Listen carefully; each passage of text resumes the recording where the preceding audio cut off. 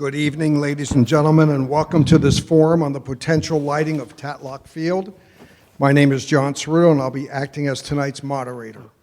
This evening's forum is being sponsored by Hometown TV, also known as HTTV. The forum provides an opportunity to hear from professionals about their specific studies.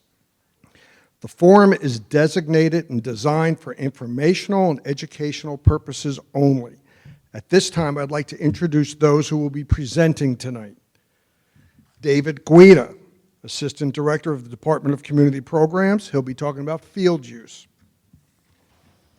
Bob Zoller, a technical consultant with Musco Lighting. Laura Newgard, a certified wildlife biologist, talking about the environmental impacts. Andrew Ferranda, a traffic engineer from Shropshire Associates.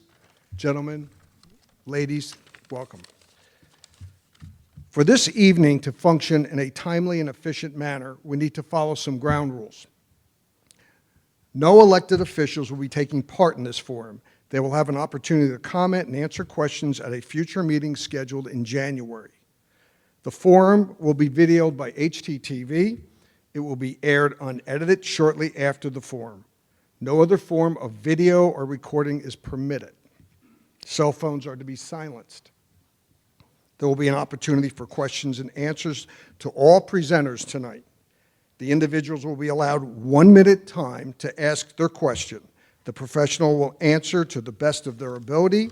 No follow-up questions will be permitted so we can get as many questions in as possible. After the professionals complete their segments, a 30-minute period for open commentary will be allowed. Individuals will get up to 2 minutes for their comments. Again, limited so we can hear as many as possible. A timekeeper, Reed Chrisman from Hometown TV, will regulate the time periods. The moderator might permit a statement to finish beyond the time allotment, but if in the moderator's opinion, the statement should have concluded, we'll ask the speaker to cease. There will be no questions or comments coming from the audience except for those speaking at the microphone. No form of noise or interruption should take place, and please, no applause. One exception for applause. Let's have a quick round of applause for Matt Bunning from the Summit Police Department, who's here tonight. Thank you, Sergeant Bunning. There are many differing opinions on the topic we are discussing tonight. But one thing we all can agree on, Summit is special, and it's because of its great citizens, involved in causes and activities, passionate about issues, pride in community, call it what you want, but it is real, and it's at a level that few communities can ever attain. So let's be respectful to each other's opinions tonight. Again, this forum is for educational and informational purposes only. We are not making decisions, and with that, our first presenter, David Guida. Is this work? Oh, there we go. Sorry. Okay. Thank you, everybody, for being here tonight. We really appreciate the interest in the community for this topic, and we're really looking forward to a productive dialogue this evening. So starting off in talking about the field use study, I wanted to mention the methodology that we used. So essentially, we started off in the spring with a collection of all of the lists, a list of all the fields used by each of the individual sports leagues. And after we got the list, we also requested their numbers and registration numbers for the past several years. This does reflect a growth in numbers. The DCP schedules, is this really crackly?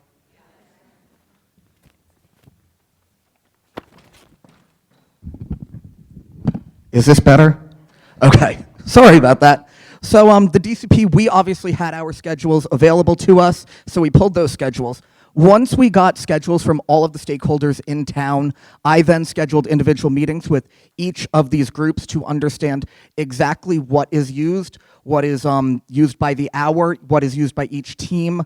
So we collected all the raw data from all of the practices and games and slotted them into our Civic Rec system. And once it was slotted into Civic Rec, we took a deeper dive and had a meeting with all of the sports groups and pushed further for more information, saying what is actually used, what is scheduled, what is an extra practice, and we really did a good job in eliminating all of the non-booked practices that weren't assigned by a team. So that's kind of where the whole study came from. But it's really important to mention how many variables and limitations existed when completing this research. It would be impossible to show a week-by-week schedule that would be the same as seasons go on. There are so many factors that go into each of the schedulers' jobs, and I want to take this time to also thank all of the field schedulers for all of the different leagues in town, because it is probably one of the more difficult jobs for all of the leagues because of all of the variables. Basically, the list is here. There's extra slots for user groups were filtered out as part of this process. Leagues, historically, and there is a field grid that has been used in the past, that grid did account for general time that was allotted by each sport. This eliminated any practice, any game that was not scheduled and assigned to a specific team. So we really tried to make sure that it was the clear data of when practices and games are actually being held and tied to a team. But the variables include weather. Weather, when practices are canceled because of weather, when there are weather delays, what happens is the high school always gets priority. The high school then will kick our rec sports off of fields, and when that happens, there's a lot of practices that get shuffled. We'll see some empty slots when we go into the grid in a little bit, but those empty slots wind up being used pretty regularly because of the field space being utilized by the high school because of weather.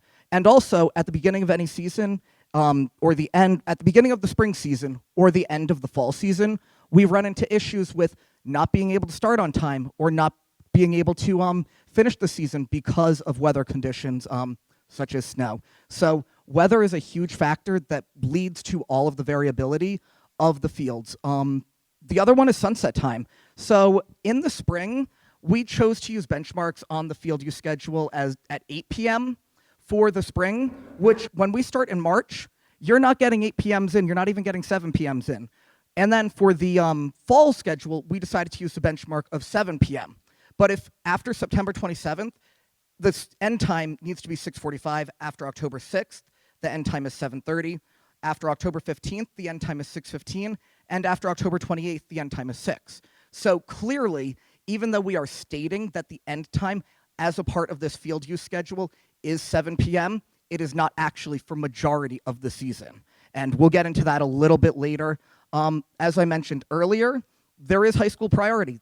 If the high school has a game that goes over, if there is a delay because the teams don't finish on time beforehand, all of our rec sports are beholden to what the high school is doing. So there is a very huge amount of variability that goes into field scheduling, and just because you'll see these gaps doesn't mean that the fields aren't used at the time. What you're going to see on this grid when we get to it in a moment is what is tied, again, to teams at any individual point. So we'll jump right into this quick field review, and this is available for view on the website. So there's not much variability amongst the days. So it's kind of, what you can see up here is that Upper Tatlock, this is, again, we'll start with the fall. So during the fall, Upper Tatlock is used until, I'm looking at Monday. So on Mondays, the Football League doesn't practice on Mondays currently, but we do know that next fall, they will be utilizing Monday afternoons. So this block here that is empty will be used, and I should actually zoom out to show the legend here, I apologize. So we color-coded it by sports league. Everything in yellow is Summit Baseball, blue, Summit Lacrosse, purple, the sports, which you can see, most rec teams do not get on any field before 6 p.m., especially the most heavily used and versatile fields in the town. So you can clearly see when we look at Glenside, we look at the high school. They are totally, completely booked. And obviously, the high school is where we have the lights. We go later with baseball on some of the fields, like Jefferson, because of lights as well. Everything else you'll see we have a cutoff by 7 p.m. because by 7 p.m. during the fall, these are not playable for more than 50% of the season. Just scrolling through here very quickly, you see that on Tuesdays, it's pretty much the same exact schedule, except football is added in, and they use that in the dark throughout the season for majority of the season. Moving right along, you can see there's really not much space, except the one trend you will see is that pretty much the varsity soccer and the JV soccer fields at the Memorial Field are not usable during the fall. And so what did I just, sorry. You'll see that the varsity and the JV soccer fields are only used until 6 p.m. Because they're only used until 6 p.m. isn't necessarily indicative of there being nothing happening there. When other sports, such as anything at the high school, gets bumped, this will move over there because they need their field accessibility. So while there is this gap here, it really is only an hour of time, and once we get past October, that hour of time isn't even fully accessible. As I mentioned the dates before, as of October 15th, we're done by 6:15, so it's really not usable to slot for an entire season for a sport practice. And again, this just goes on, same data is displayed. When we move on to the spring, you see it all lit up. Pretty much everything is used at maximum capacity. Again, there is some variability where the soccer fields at Memorial are not necessarily used until the 8 p.m. time that we marked. The reason why these aren't used, again, until this 8 p.m. time is because it is so common for lacrosse to be bumped over to Memorial to meet their needs because the high school games are running late at upper high school or lower high school. So while these gaps, again, we are acknowledging that there are gaps within the schedule, but this does not mean that the fields are not being used during that time. It means that because of the variables, the weather, the sunset time, things get shuffled around quite frequently. And again, this whole thing is accessible online. And back to the presentation. Sorry. So, this screen is kind of just a summary of everything that we just discussed. If we look at Upper Tatlock, in the spring, we are at capacity. In the fall, we're at capacity starting next year. Mondays, again, were not used and historically have not been used, but because of the growth of the football program, next year Mondays will need to be used. Same thing for Investors Field, so that's Upper Tatlock and Investors. High school, totally 100% booked. There is always a team assigned to each hourly time slot that is available on the schedule. Middle school, moving right along to Memorial Field, the Ashland softball field is at capacity in the spring. In the fall, they can't start until 5 p.m. because they do have issues with coaches. Many of the coaches are all volunteers, and getting volunteers before 5 p.m. for them can prove to be extremely difficult to complete their seasons. Again, the JV soccer and the varsity soccer and the lower soccer fields at Memorial, all of them are near capacity. And again, it is so important to note that practices get moved all the time, and they wind up being used quite frequently. And another thing that we haven't mentioned yet is the need for resting fields. Fields need to be rested, and the recommendation by the experts in turf management state that they should really be rested once a year. That doesn't happen because we don't have the field space to do so. So we are hurting ourselves in the long run by not giving the fields the proper maintenance that they need to be able to be completely playable in the most high quality manner. Wilson at capacity, Jefferson and Lincoln, Franklin and Longfield, again, all very close to being capacity, meeting capacity outside of the 3 to 5 p.m. block. Again, because I know that this is a question that will come up. If we look at September, the first 3 weeks of September, yeah, the sunset is a little later, but we can't go ahead and schedule a practice that a team will be assigned to that for the entire season because they lose it for majority of their season after mid-September. Same goes for the spring. We can't get on most of the fields until after 7 p.m. until April. So this does create scheduling issues that need to be addressed. And just because we're showing blank spaces at the beginning and ends of the seasons, there is a lot of movement because of time and all the other factors that were mentioned before. So you might be saying to yourself, what are our needs? Every single sports league in Summit has very distinct needs that currently are not being met.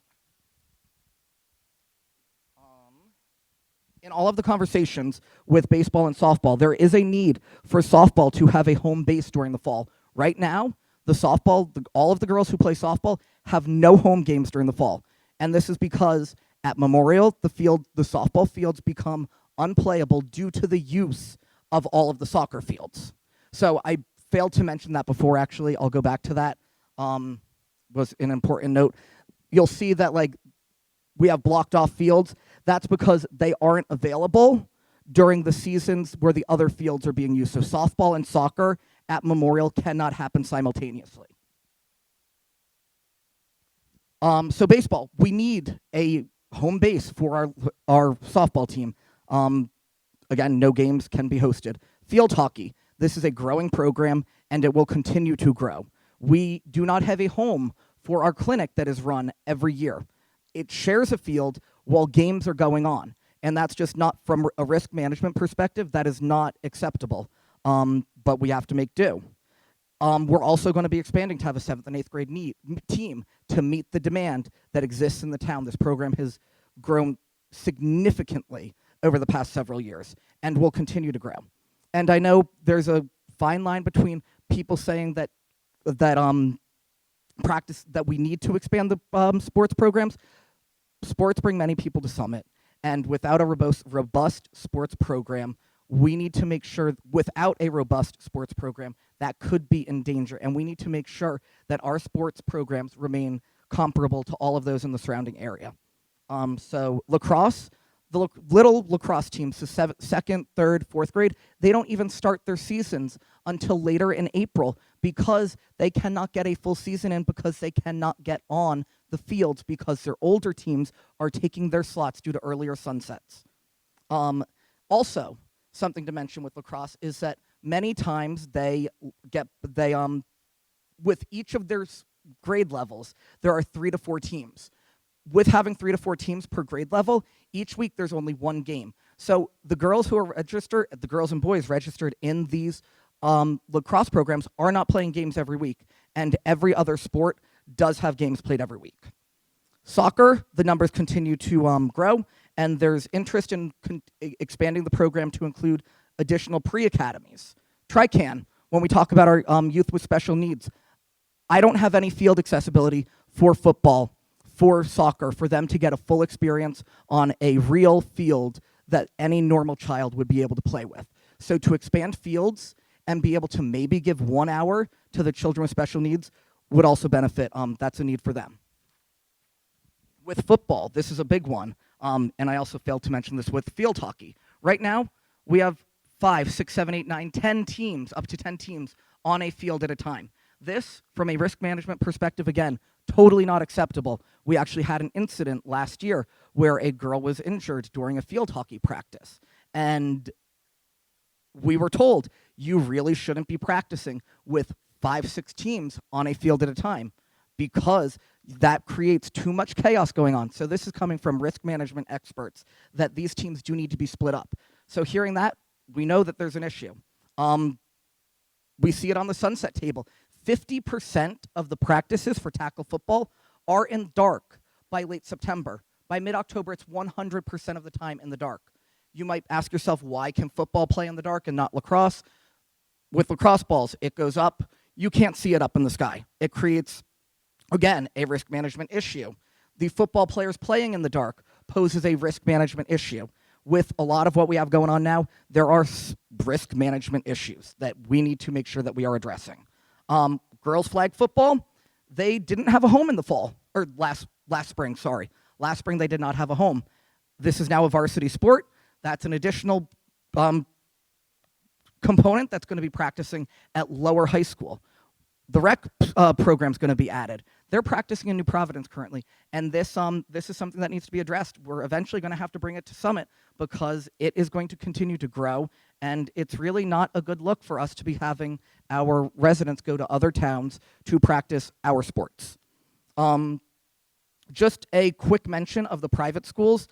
Private schools, it's been a topic of conversation why we don't use their fields. We have reached out to all of the schools. Oak Knoll, we do have a reciprocal relationship with. Oak Knoll does let us use their field. They use our fields. Kent Place has not responded to numerous calls, and they will not be permitted to use the track in the spring if they do not answer our calls. Oratory, as per their athletic director, they do not have availability for regular use of their fields, and they will be willing to pay for the use of our fields for their track team in the future. So, we see that we have all of these needs with our sports seasons. There is an undeniable expansion of sports that can happen, and also an undeniable risk management issue that currently exists with the way that we are utilizing the fields. Our fields we need more field space to be able to utilize and practice and have games safely. So now, this leads us to what a hypothetical outcome could be. If we were to light both fields at Tatlock until just 9 p.m., in the spring we gain 1 hour per day. This would allow us to have all of our field hockey needs met, and it would also allow us to have a space for girls' recreational football. So 2 of our needs checked off right there with just going until 9 p.m. For the fall, we gain 2 hours per day. We can split up the squads, we can circumvent all of our risk management issues, and have football practicing in the light and without crowding issues. With making minimal changes and moving soccer to upper high school and lacrosse to Tatlock potentially, softball can be given a home base for games. So additional hours here can also be added later in the spring and earlier in the fall that will allow the seasons to begin sooner.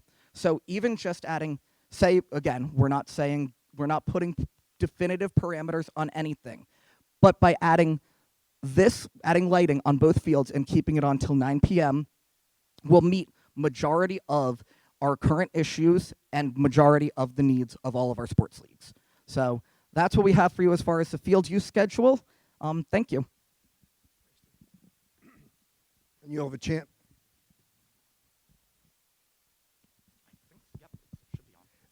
And you should have a chance to ask David questions with Bob Zoller after the other presentations. And at this point, I'd like to bring up Bob Zoller, who's with Musco Electric Lighting, for his presentation.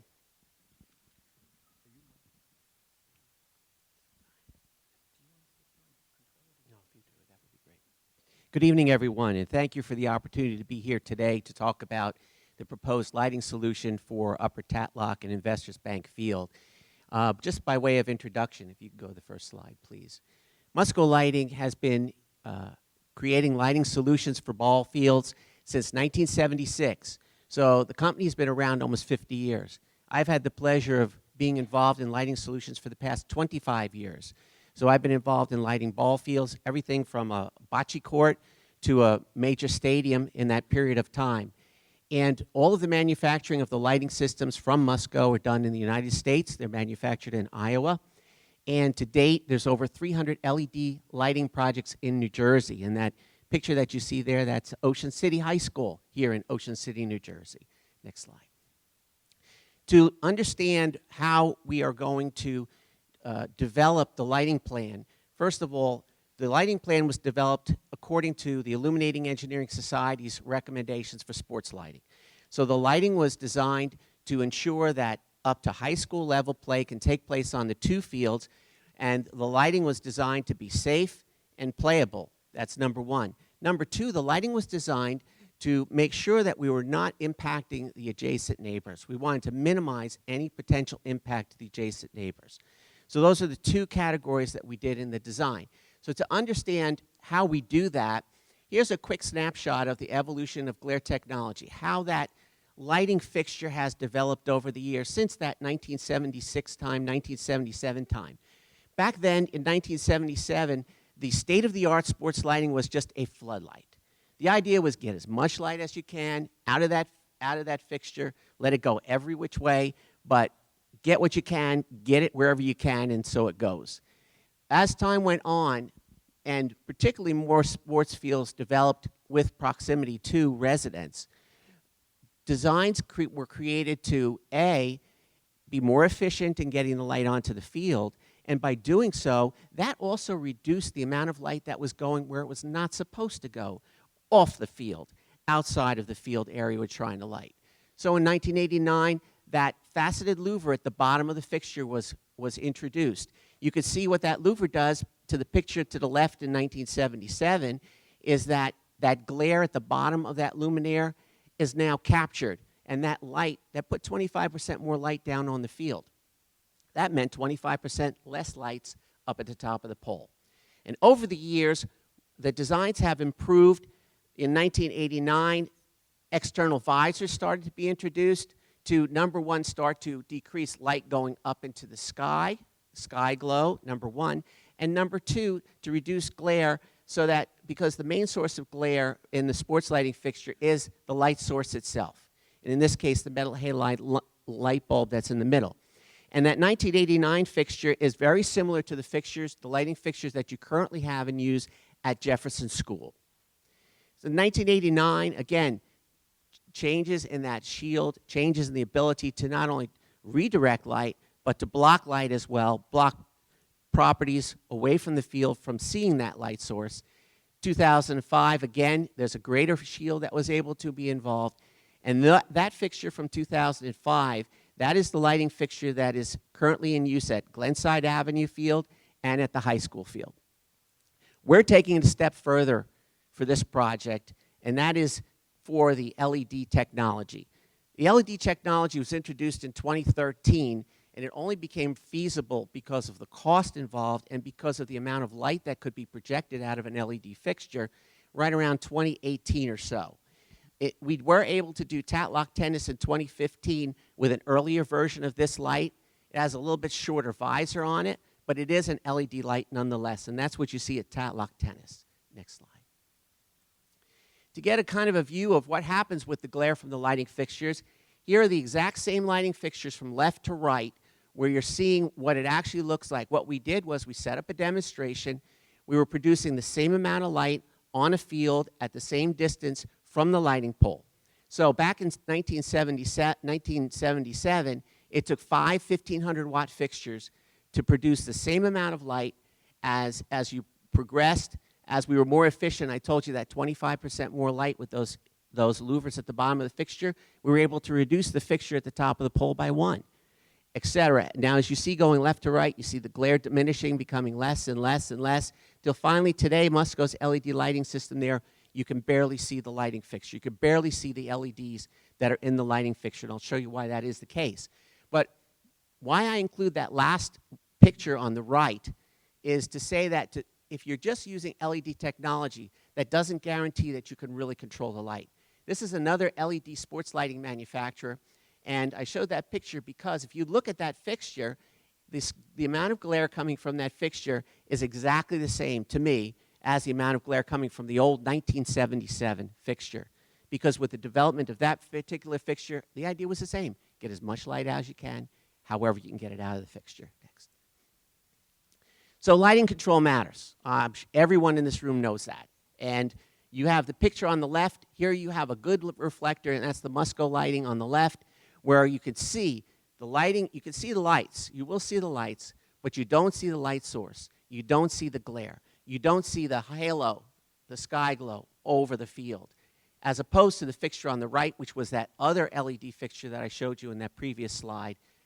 I think the difference in the two slides is very clear. This is what the lighting fixture looks like. It has an extremely large shield, and what the large shield does is A, it eliminates sky glow from the lighting fixture, and then B, what it does is it tucks the LEDs inside the lighting fixture. That shield helps direct the light downward, but it also shields view of the light source, which is the main source of glare from a lighting fixture. Okay. All right, let's start with Upper Tatlock Field. Upper Tatlock Field We're utilizing 4 lighting poles as recommended by the Illumination Engineering Society. We have 2 70-foot poles, that's S1 and S2, and S3 and S4 are 80-foot poles only because of the fact that there's a lower ground elevation. So when you put the 80-foot poles down, basically the top of the pole is about the same height as the other 2 poles. It's essentially 70 feet high toward the field.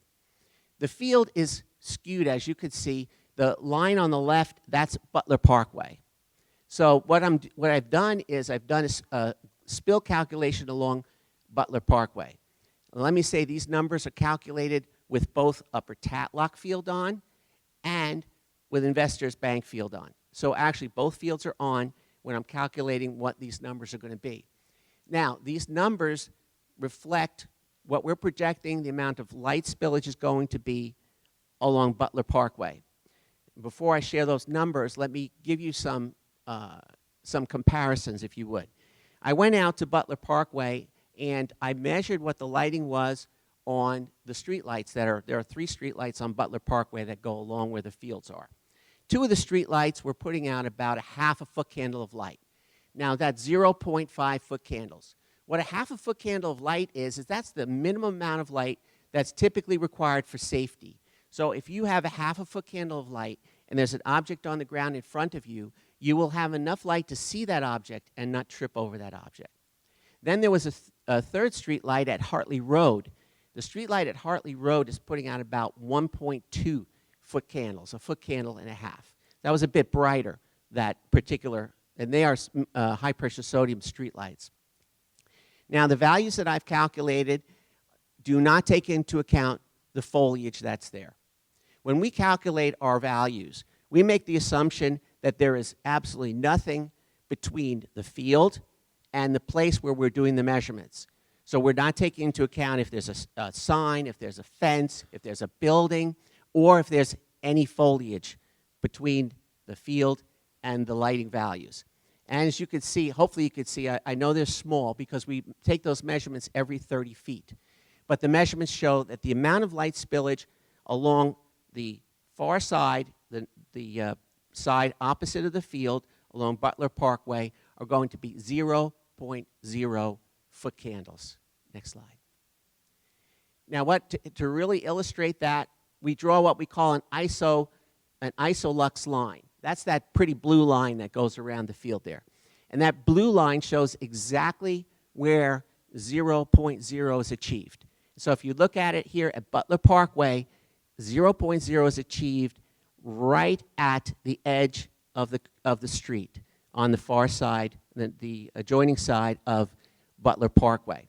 Now, I'm showing this, and I'm going to show Investors Field where the adjacent residents are closest to the field, because around the rest of the entire property line, we're at 0.0.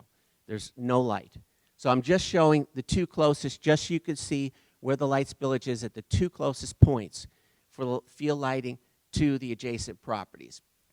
Again, please keep in mind, these values do not take into account these trees. And there is a row of evergreen trees along the end of the field, Upper Tatlock Field to the left there, buffering between the residents and the field. And there are deciduous trees up there too, down around by where S4 is and up around by S1 is. Again, we're not taking these into account. Storms can come, trees can fall down. We're looking right now, there's no leaves on the trees. We just assume they're not there at all. Next slide. Let's look at Investors Bank Field. Now, Investors Bank Field, pole F1 and pole F2 are 80-foot poles. Pole F3 and F4 are 70-foot poles. Why do we have 2 different height poles? F3 and F4 are aimed away from Butler Parkway, so we're able to go with a little bit lower pole mounting height. We tried to go with the lowest mounting height we could to make sure that we were providing safe, playable light, and also we were minimizing that lighting spill. F1 and F2 were aimed more in the direction of Butler Parkway, and when we did our calculations, we were able to determine that we could, if we had 2 80-foot poles at the top, we would have, again, the values along Butler Parkway there are 0.0, just like what we had a little bit further up by Upper Tatlock Field. And it's important to note, right where these values are that I took, we do have a line of deciduous trees, a line of evergreen trees. Those evergreen trees are approximately 30 feet high, so they'll provide even additional screening. I also went out and looked at the deciduous trees, the trees that drop their leaves. And quite a few of the trees around the property, down around Butler Parkway there, are in the neighborhood of 65 to 70 feet tall. So basically, a lot of the taller trees that are there are pretty much going to be very close to the height of the lighting poles when they would be installed at the field. And next slide, please. And there you have it again, showing that Isolux line. And the Isolux line comes very close to the street at the point where we have our deciduous line of, our evergreen line of trees. So that blockage from all of those evergreen trees is not even being taken into account when we show this line. So without those trees, we're not projecting onto any of the adjacent properties any light at all. We're at 0.0. Next. Just to give you an idea and give you some pictures, and you may have already seen these. I don't know if you've seen these already or not. This is a picture of Central Regional High School in Bayville. And I show this picture so that as you look down upon the field, you can see how quickly the light diminishes around the field. And also let me mention that on Investors Bank Field, we are not lighting the track for competition track. So there's no lighting for nighttime track events.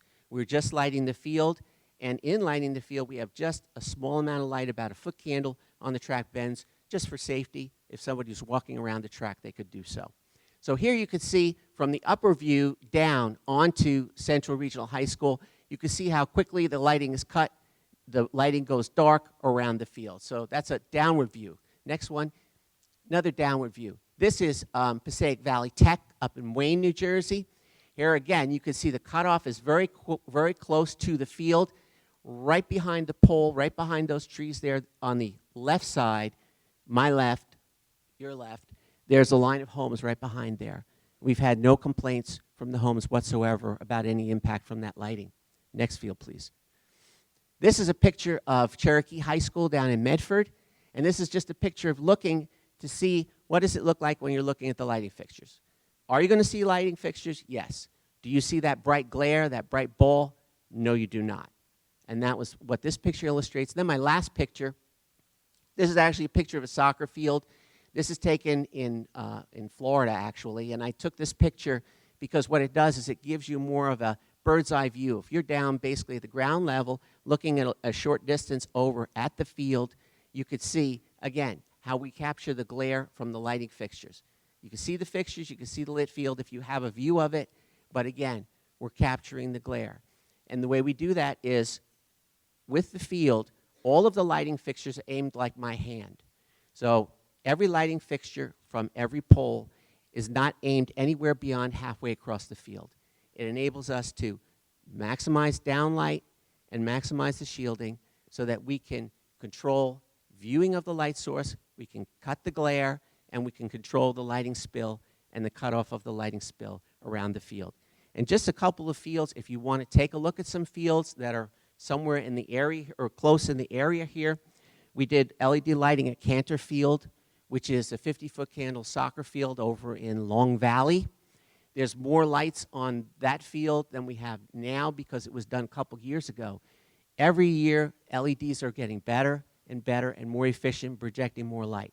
The same light fixture, same design, just that there's more lights on those poles than what we'll have here. Also, you have Scotch Plains Fanwood High School.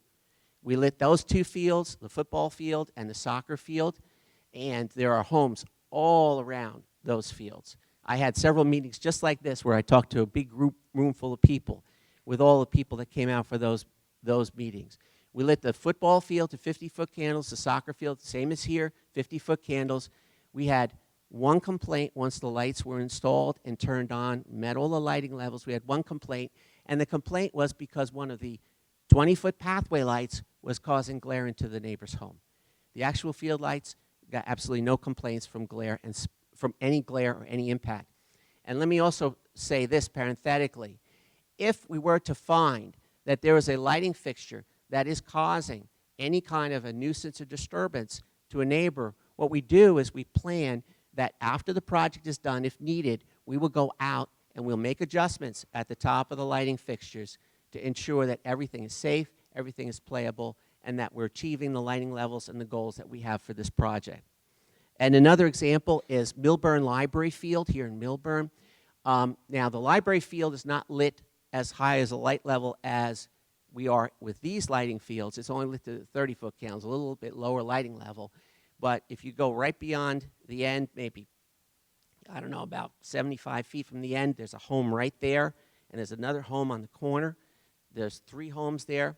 There was more light on those homes from the high-pressure sodium street light that was in the street toward the front in between the homes than was coming off the lighting fixtures that were illuminating the field, the soccer field at the library. So that is my presentation, and I hope that's informative. Thank you very much for this opportunity. Thank you, Bob. And again, you'll have an opportunity to ask Bob questions. At this point, we want to bring in Laura. So Laura Newgard, who is a certified wildlife biologist, she will talk about the environmental impact. Would you rather go up there?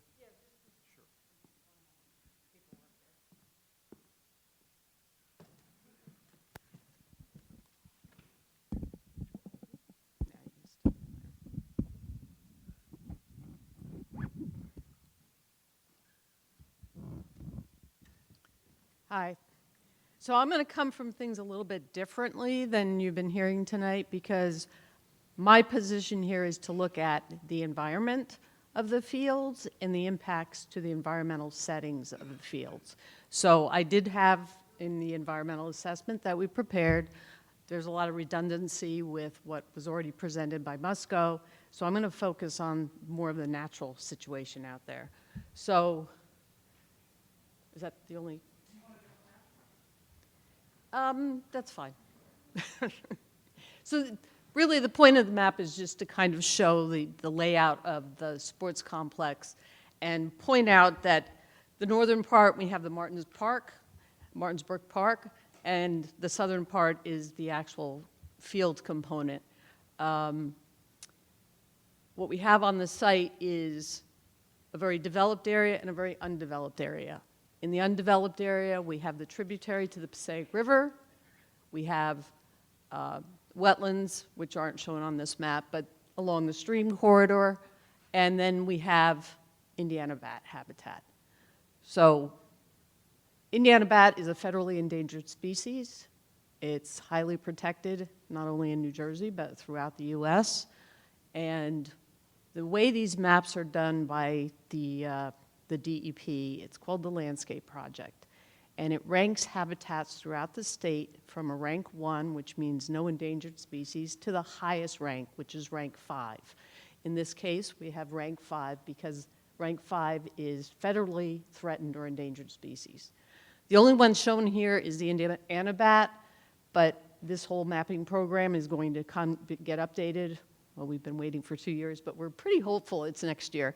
But it's going to be updated because we now have 2 additional species of bats in New Jersey that are on the endangered species list. We have the northern long-eared bat, and then we have the tricolored bat, which is proposed for endangered listing, but because it's proposed, we still treat it as an endangered species. So my concern is, what is the impact of the lighting on these bat species? And why am I focused on bats? I'm focused on bats because the remainder of the fields are artificial turf fields. And unlike a project that is being developed in a natural environment, artificial turf doesn't support a lot of other species. It also doesn't have the other general environmental concerns that I would be looking for, like disturbances to soils, vegetation, the wetlands or the forest communities, the things that you normally would look at. So I look at an artificial turf field and I think, okay, we're putting some lights, minimal disturbance. We're not building the fields, they're already in place. So what wildlife or other natural feature are we going to potentially impact? There's no cover, there's no water, there's no food. So nothing's really going to use an artificial turf field. But we're talking about putting lights. So what might be in the area in the evenings or at night? And when you start looking at that, you have bats. So that's what we're going to look at here. What I did, also a U.S. Fish and Wildlife qualified bat surveyor.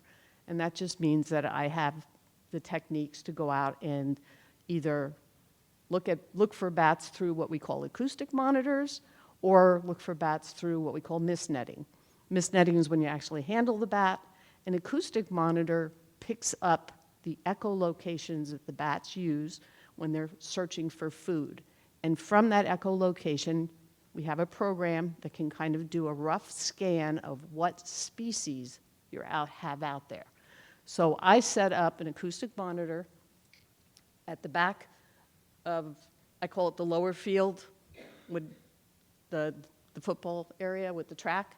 I set an acoustic monitor out there in early October and left it out for 5 nights.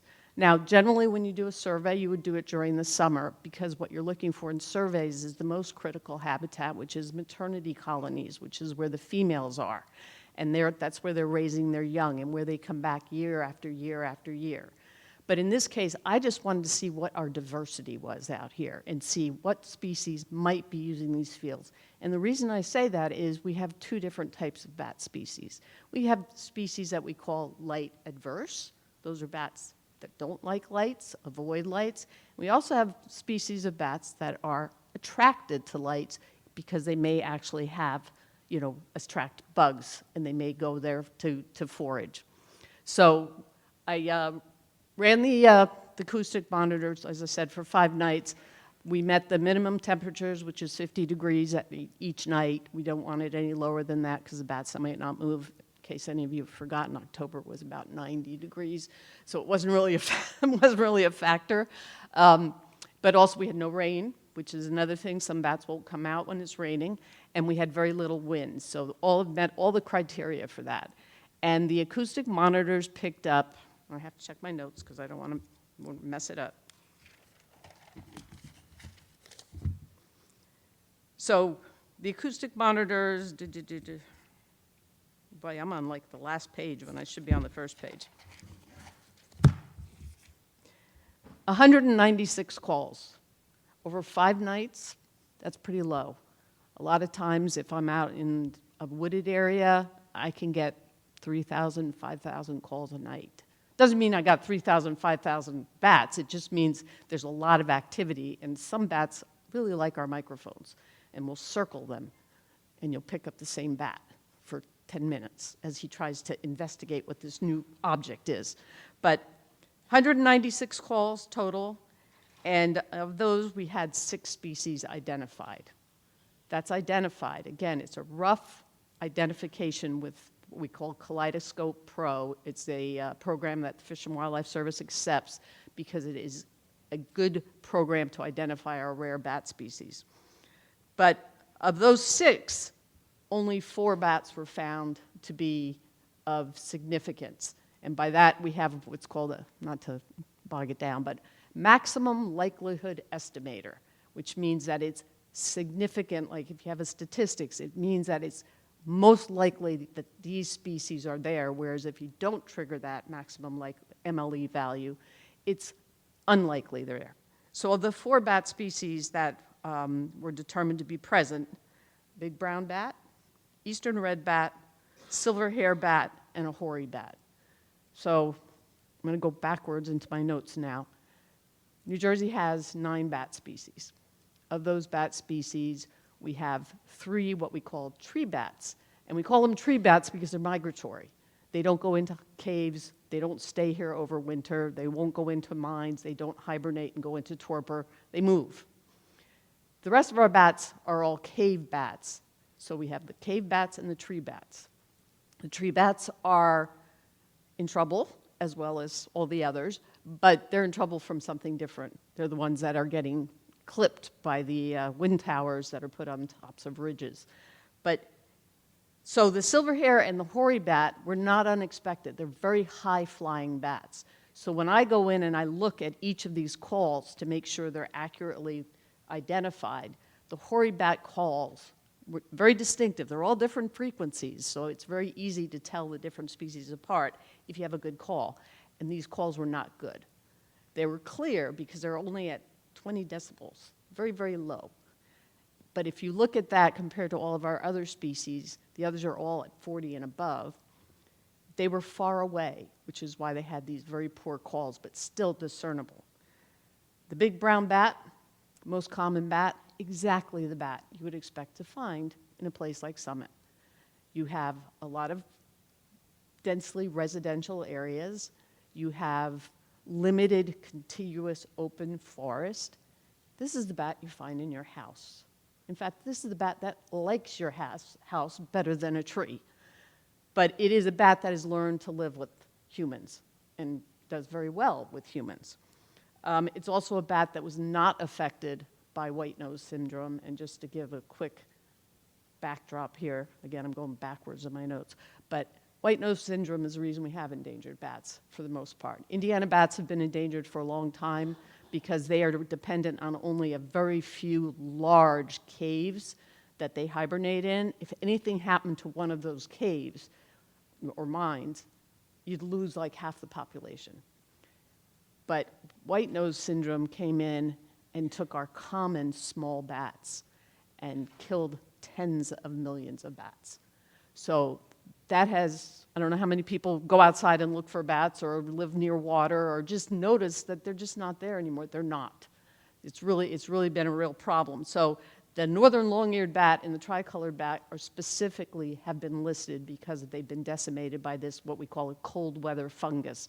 I don't know if you've seen pictures. They have like a little white fuzzy ring around their nose. Doesn't look like it's kind of cute. It's really not cute because what it does, it wakes them up from torpor in the middle of the winter because they want to clean themselves, and it affects not just their noses but their wings. And when that happens, it wakes them out of torpor. They spend energy. Now they're hungry and they're thirsty, and it's February. There's no food, there's no water, and they essentially are starving to death or dehydrating. So it's a pretty horrible thing. So it's really critical we protect all these bat species. So I'm going to go back and say that on the monitor, not significant, it did identify as little brown bat, northern long-eared bat, and a tricolored bat, one of each. So I went and checked each one of those. When you're looking at the bat's calls, what you have is the search phase call. That's when the bat's flying and it's searching. It's echolocating. It's looking for a moth, a bug, a mosquito, a couple hundred of them if it needs to get fed. But it bounces that call off of their insect prey. And a search phase call is very consistent and rhythmic and definable. Once it kind of cues into something, that call phase gets really excited. And that's what we call an approach phase. And now all of a sudden our bats all their calls start to get really high, and they start to overlap with one another. You don't want to identify a bat by a call, an approach phase, or what we call a feeding buzz, which is when it's like an explosion of excitement, which means I just closed in on my prey and I ate it. And these things all show up very clearly on a spectrogram, which you get with a bat call. So all the calls that I looked at were clearly and consistently identified with the species that are commonly known from the area. So in terms of what does all this mean? You have habitat in the woods, along the stream. Is it great habitat? No. Why is it mapped rank 5? Well, the way the landscape project is set up is it takes a known location and puts a buffer on it based on the species. So if you're a bog turtle, your buffer is pretty small because you're small and you can't move much. If you're a bat, your buffer is much larger because you can fly. So the general rule of thumb is 2.5 miles on a known location for a bat. These are all locations that were found prior to white nose. So to put it in perspective, the main hibernacula in New Jersey is the Hibernia Mines in Rockaway. Pre-white nose, 30,000 bats. Currently, under 2,000, and we've gotten as low as 700. That's how decimated our populations are. But, so this is at the outer skirts of a 2.5-mile radius. What's within 2.5 miles? Great Swamp. The Great Swamp Wildlife Refuge is a stronghold and still has Indiana and northern long-eared bats. Tricolors are slightly different. Indiana and northern long-eared bats like very dense woods. They tend to stay around riparian zones, stream corridors. They like open water, but they don't need lakes or ponds. Tricolors like more open areas, but still associated with woodlots, and they are very strongly associated with water. When I say water, I don't mean this little stream. The Passaic River, they can forage over the Passaic River, they can drink in the Passaic River. But when you get into Great Swamp, where you have vernal pools and open water all over the place, that's really prime habitat. So, long story short is, this is not where you're going to find an Indiana bat. It's not where I found an Indiana bat or the other rare bat. Is exactly the area that you would find these these light attracted bats, because that's what the big brown bat and the eastern red bat are. They will use lights. Small bats, think about it. They won't even fly when it's a full moon, because there's all kinds of aerial predators that'll eat a small bat. And the big brown, it's called a big brown for a reason. It's twice the size of a little brown. They're significantly larger bats, and therefore they are more likely to be flying about around light sources. Even a light source that's not attractive. When I talk too much? It's not about that, Laura. I think at this point, maybe we can have questions from the audience on any environmental issues. I think we've all learned a lot about bats, but don't test us on it. I focused on bats because that's really the only If you have a thing question here. on the environmental situation at Tatlock, please feel free to come up. Laura will back off the microphone. You can ask a question and she'll answer it. Thank you.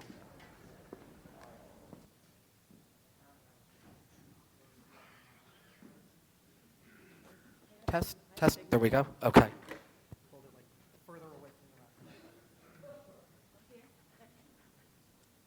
Leonor Fonseca from 85 Butler Parkway. Speak up a little bit, your name and address, please. Okay.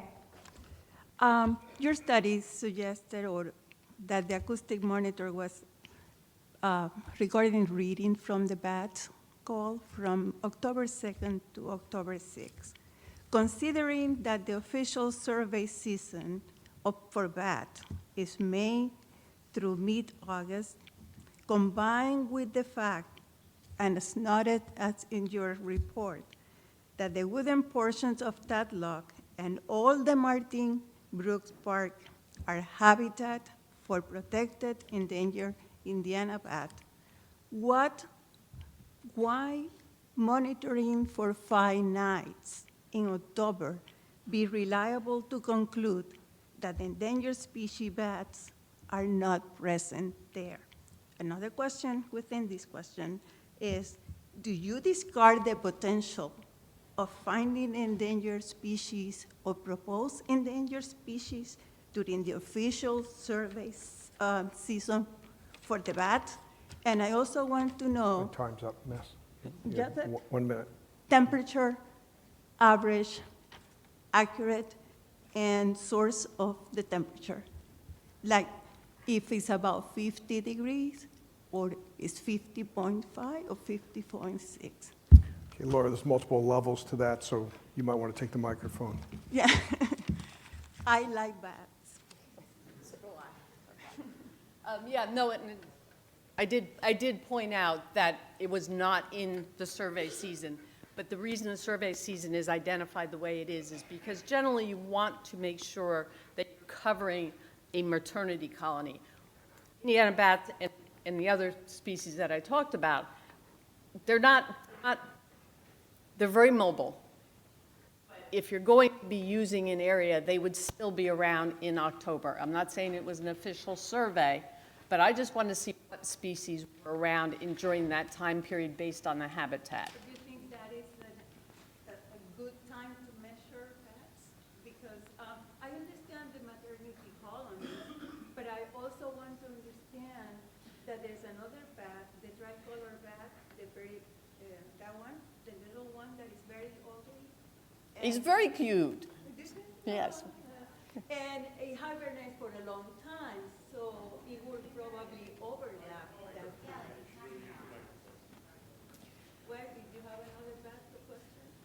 Unfortunately, the tricolored bat is probably the one that is in the most significant problem, and it's because of the way they hibernate. They're going to be the bats that get most affected by cold, so they tend to be in the warmer parts of the cave, which is where they're more likely to get the white nose. So their numbers have dropped almost 99% in New Jersey. Indiana's have been kind of stable, and the northern long-eared, we've lost about 95% of the population. I'm not trying to undermine it. I'm just saying that if we're going to be looking for these species, if they use a site, we are not disturbing their habitat. What I was looking at is just to get a feel for what kind of bats could be here, because this project will not impact them, and that's what I was trying to say. They're not attracted to the light. We're not removing trees. What? The myotas they're not attracted to lights. They're adverse lights because they're small. All of these rare bats are very, very tiny. We're talking grams, 3 to 4 grams in weight. So these are very, very tiny bats, and they don't come out into the open areas. So. Excuse me, I think we need to maximize other questions. Are there any other questions on environmental issues right now? Well, if there's not, we'll let you do another one, but we'd like to hear from other people. Thank you, ma'am. By the way, you have 1 minute to ask your question. Okay, yep. Miles Kelmanson, 67 Butler Parkway. Can I actually ask one rapid-fire question and then move on to my second one? Okay. How many foot candles is the moon? I don't know. I looked it up. It's 0.5. How many foot candles were you paying attention? What were the lights? 0. No. There are 50 on the field.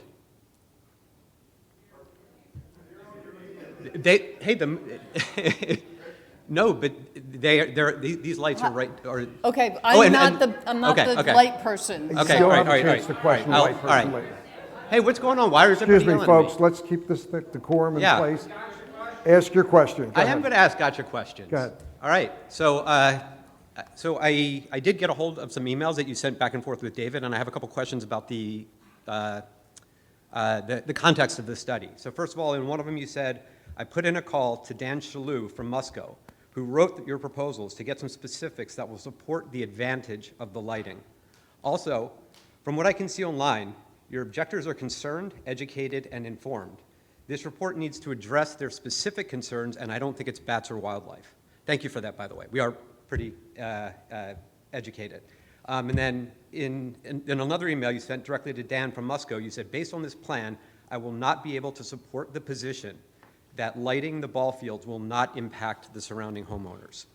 So my understanding was this was supposed to be an objective report. I'm just wondering why you need to talk about advantages. Because you took my comment out of context. Okay, well, that's what I'm asking for. I would like to, please give me the Your context. question has been asked. Thank you. Yes. Okay, Okay. we're not going to have a rebuttal here, though, as mentioned previously, because of time. That's fine. So go Yeah. ahead and answer Yeah, it, please. so that was before I got the final mapping from Musco. I got maps which I could not, as a PDF, read the foot candle information.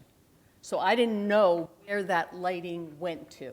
And it wasn't until they showed me how to blow up my map far enough so I could see that the little dots on my map were actually numbers, that I could see where the lighting, how far the lighting went. And once I could see that it was not going across the road into any of the residences, that addressed my concern. Okay, well, thank you for that. For your question. Any other questions for the environmental?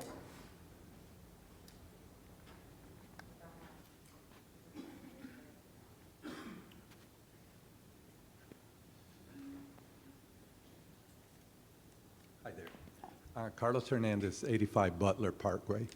Wanted to, I think when I read your report, bats was a big part of it, and the second part was light pollution. You just spoke some about that. Did you actually, you were talking about looking at maps and explanations about Moscow provided. Did you actually go and visit any sites where these lights have been installed to kind of like understand the impact of those lights relative to what they're showing you in, the information that you've been provided? No, I did not look at actual sites, but I did look at sites online. But, I mean, it's not the same as an actual site. But I did spend a lot of time on your fields. Yeah, there are no lights existing on our lights. fields, so, yeah. Yeah, well, the tennis Okay. courts are pretty lit. All right, so you basically rely on Moscow for the information on the lights? Yes. Thank you. And that's how you would do this kind of an assessment. I am not a light expert, so I have to take what the expert tells me, and once I was convinced, like brought up earlier, that this really was how it was going to work, then I was Okay, comfortable with so that. your work was only in relation to bats, nothing else? That, as I said, it was only because that's the only thing that on this site was really critical. Okay, thank you. Next.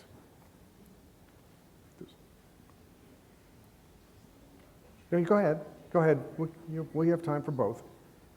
All right, Danielle Lee at 17 Butler Parkway. Hi, can you pull that chart again?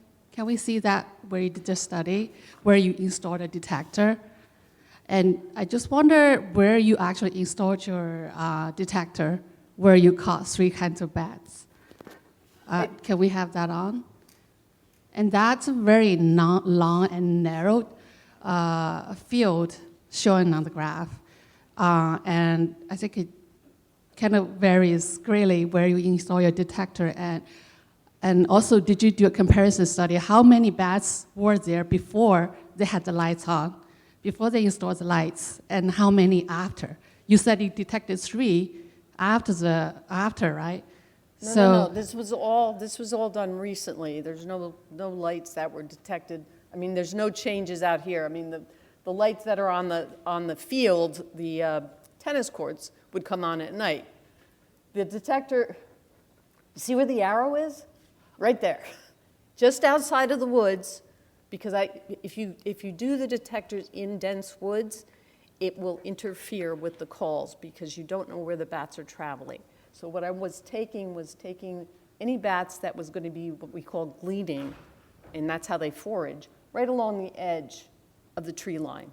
So that's why I chose that location. So I was picking up anything along the tree line to Butler Parkway. So I'm sorry, I don't understand your conclusion. So you're saying they're bats now, Yes, and it's okay to have lights. I said the species of bats that are there now are the type of species that have adapted to living in lights. This is not a dark area. I mean, just in general, it's not dark. The species that are on site were what I would expect to find in an area with limited habitat and a lot of human disturbance. It's actually quite dark right now in the night over the lower Tatlock field. I think you should really visit the site, for your study. I I spent mean, I time there can't before I consider it came a very here today. qualified study if you don't even go in person.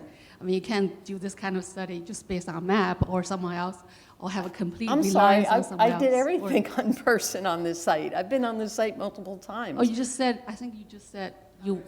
I think other sides. Other sites. I was on this site multiple times. This is our site, right? Yes, That's your yes. side. Right, okay. Thank you. Okay, I think that's she good. answered the question. I want to keep moving all along right. so we have some other people.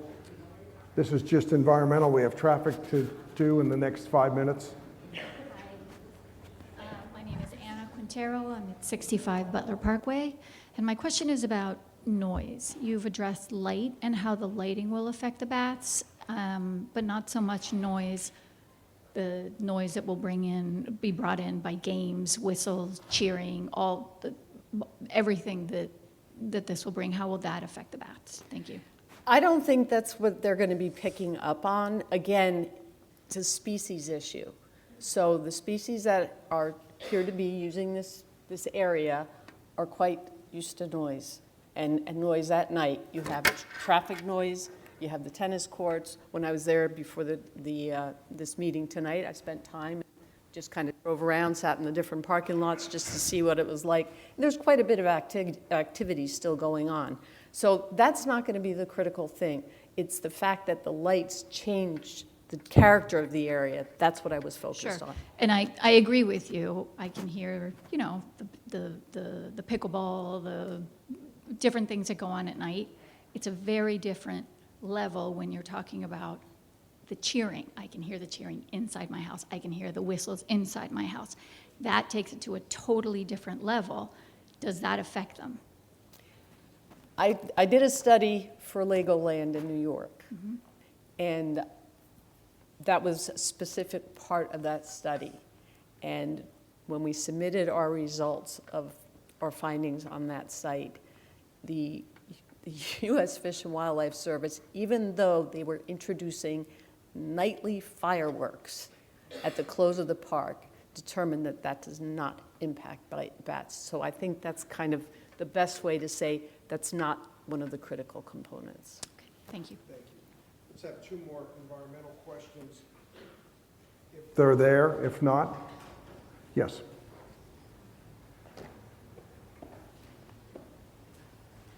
Hi, I'm Sonam from 15 Butler Parkway. I know you said you're not the lighting expert and you relied on Musco to provide that kind of expert information to you, right? But given they are the kind of party involved in this project, what's the process like? Do you validate the information they give by a neutral third-party expert? Because there's a clear bias or conflict of interest here, right? One thing that wasn't really brought up and that I was going to bring up and was not brought up by Musco is one of the key differences about this lighting plan is that it's called the Dark Sky Initiative. And to qualify for dark sky characterization for your lights, that's a third-party agreement. That's someone else evaluating your lights. And the lights that are being used by Musco are dark sky, which means, and I want to read them, they're designed to light only what's needed. That the lights are aimed only where needed. The external visors, which was shown, minimizes glare. The lights are controlled, which is turned on and turned off by whatever the time period is you're going to be looking at. And they're designed in accordance with the size of the area that's being lit. So I know at one point, one of the comments that I heard was, we're not lighting Giant Stadium. We're not they're not producing lights for something like that. They're lighting a field or a high school or a grammar school event. So it's designed for all of that. And that's really what dark sky lighting is looking for. They're trying to avoid that ambient light extending up into the sky, keeping the lights off of residents. And to get that qualification, you have to meet certain standards. And that's what I think is really the critical component here. And you saw it illustrated, but it wasn't really brought up. But I think that's what you have to focus on is this is as good as it gets to minimize light pollution. All right. If there aren't any other questions, one more. We have one more environmental question, then we're going to go to traffic impact. Hi, Krista Witkowski, 23 Greenfield Avenue. I think what a lot of us are wondering about is, are there other environmental things other than bats and lights? Are there, in a study like this, in other venues, would there be other environmental things that should be a concern of the people that live nearby? See, that's what I was trying to say early on. Look at what we're dealing with. Your track is here, the football field is here, the other sports fields are here, you have parking areas, you have all the appurtenant structures. It's in a typical assessment, I would be looking at something that wasn't here yet. And then you have to look at a lot of other things because there could be disturbance to all kinds of things like geology. I think I went through a litany of them. But the vegetation removal, that would affect a lot of things. If you remove the vegetation and you have wildlife species, the things that I've seen here are very common human disturbance-oriented species. So your chipmunks, your squirrels, your possum, your raccoon, I had a red fox, white-tailed deer. They're all species that are going to stay here because they're here now, and the lights aren't going to affect them. I live in Sussex County, and I have neighbors who think lights get turned on and it's going to scare the bear away. No, it's not. It's going to make it easier for them to find your garbage. I mean, I'm not trying to make a jest, but there's certain species that are going to be highly avoidance of lights, but that's not what you have here now. So in terms of, I'm sorry for the extra question, but in terms of more activity at night, so you don't encounter that? Not with the things that are here, and the fact that the fields are turf mean we're not really encroaching onto certain habitats at all. Artificial turf, I should say. All right, some outstanding questions. Laura, thank you for answering. Let's go to, at this point, Andrew Ferrata. Andrew, you're going to talk about the traffic impact.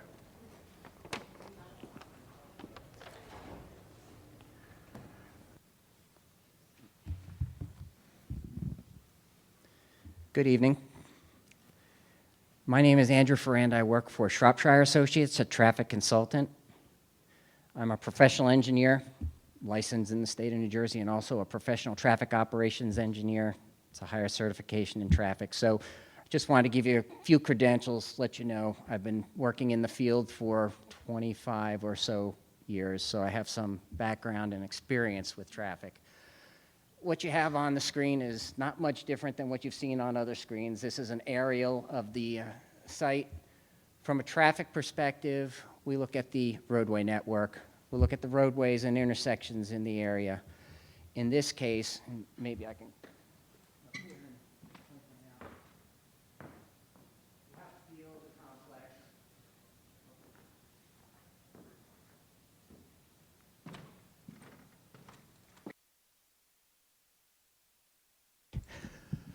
So, you have the field complex, which is bracketed by Aubrey Street, Lewis Ave, and Butler Parkway, which winds its way around between Morris Ave and River Road. River Road is a high-volume road. It allows traffic to get to the interchange of 24 and 124. Morris Ave is also a high-volume road. They're both county routes. Roughly, River Road has twice as much traffic volume during the day, during an average day, and during peak periods. And when traffic engineers talk about peak periods, that's what we use to model. We typically look at commuter peak periods. That would be the morning time, typically between 7 a.m. and 9 a.m., when people are leaving their homes and going to work. Then in the afternoon, there's an afternoon peak, which would be between 4 and 6, and we find the highest hours in those commuter peaks, the afternoon peak and the morning peak, to model the intersections that we're looking at. In this case, we looked at Aubrey and Morris, we looked at Butler and Morris, we looked at Lewis and River, and we looked at Butler and River. What do we do when we look at traffic? We send enumerators, traffic counters, out to the intersections, and they actually count the through movements, cars going through the intersection, and they count the turning movements, cars making left turns, right turns. Take, for instance, from Morris and Butler, you would get your left turns onto Butler from Morris, you would get your right turns onto Butler from Morris, and then you would get your right and left turns from Butler onto Morris, and the through movements on Morris. Those movements are counted at each of the intersections and evaluated. We did that for the peak periods, the AM and PM, so that we could establish a base. Again, what we're trying to do here is get a comprehensive picture of what's going on now so that we could project the traffic for the future should an event be held at night and that traffic use these roadways under evening conditions when the lights would allow for an event to happen. So we evaluate the intersections and we get the delay at the intersections. By delay, there's conflicted movements. Through movements are not conflicted. They pass through the intersection without any delay. Right turn movements from the main street does not have a stop sign, so they're unconflicted movements. But the conflicted movements would be left turns from the main street. They would have to wait for a gap in the opposing traffic.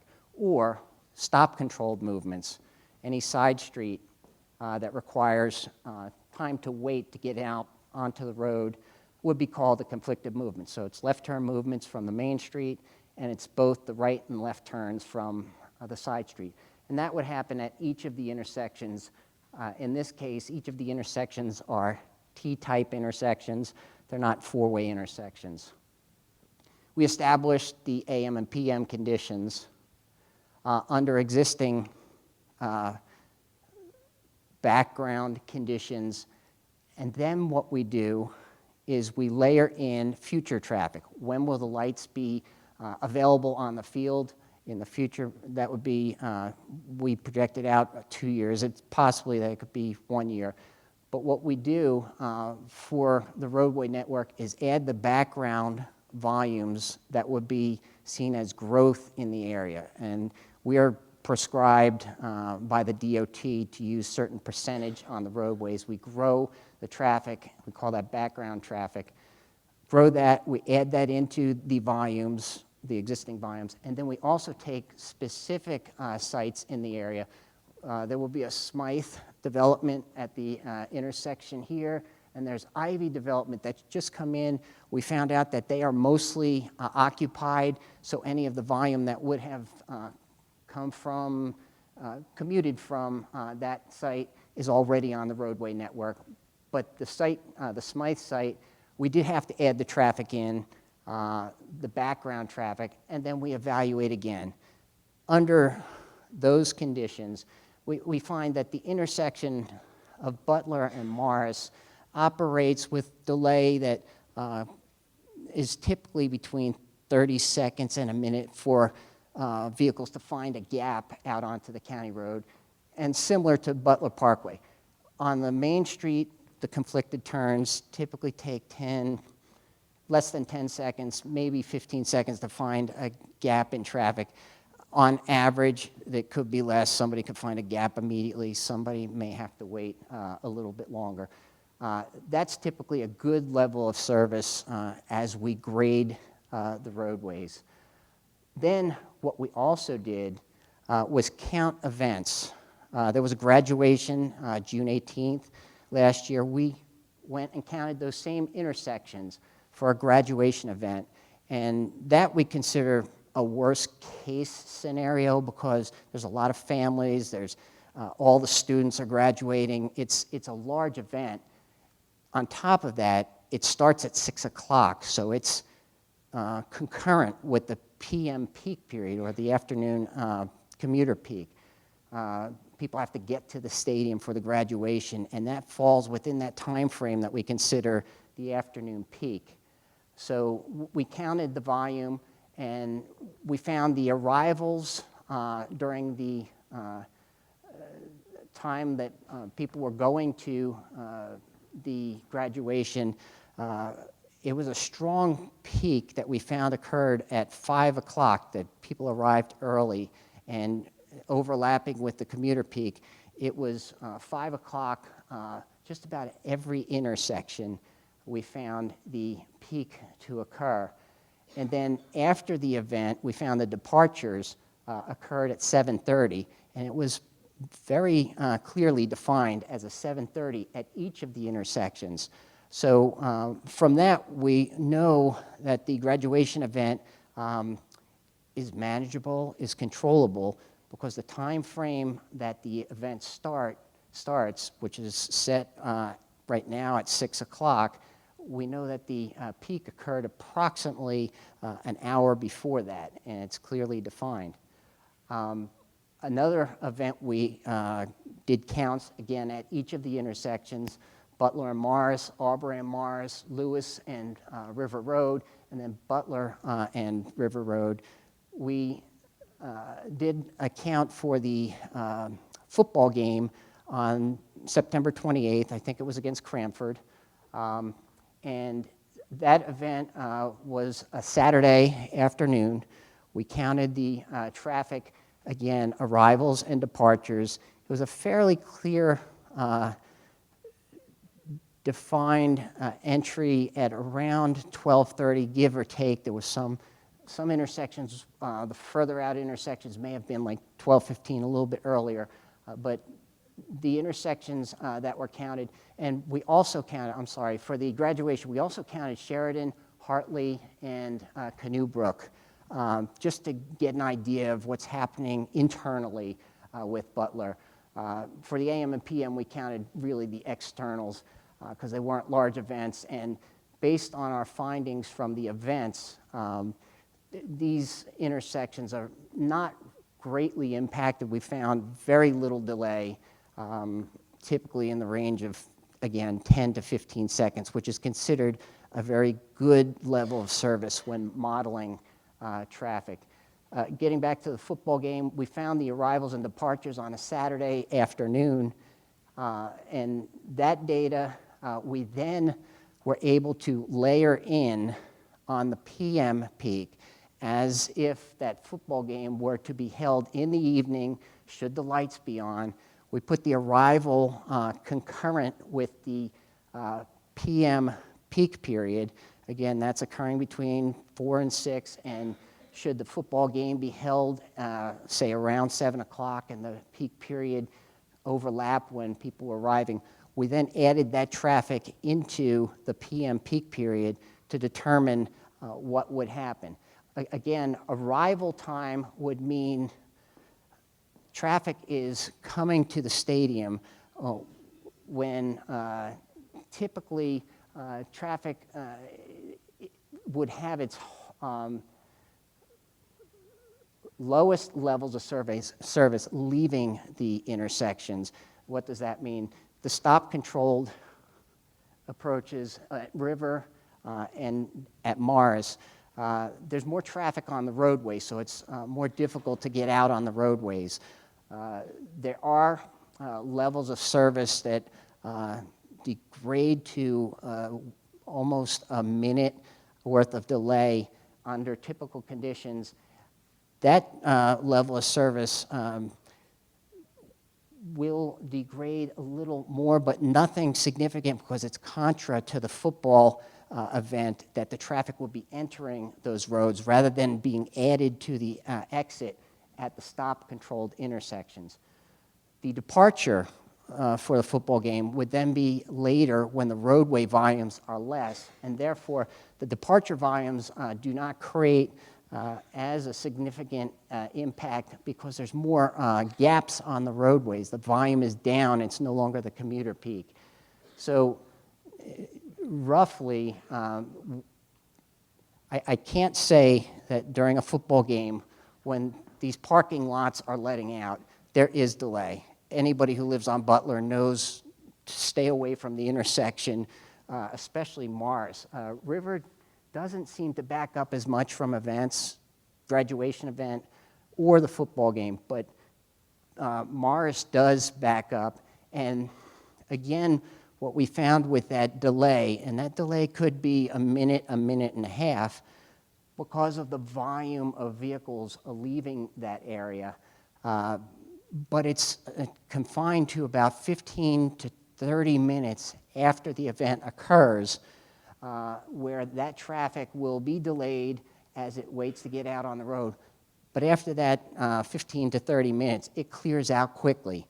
Now, that's probably because the field has been used for years and years, and people who come and go to the field know how to use the roadways, make their exits, maybe use the side streets. We didn't see a lot of volume using the side streets. I thought there would be more.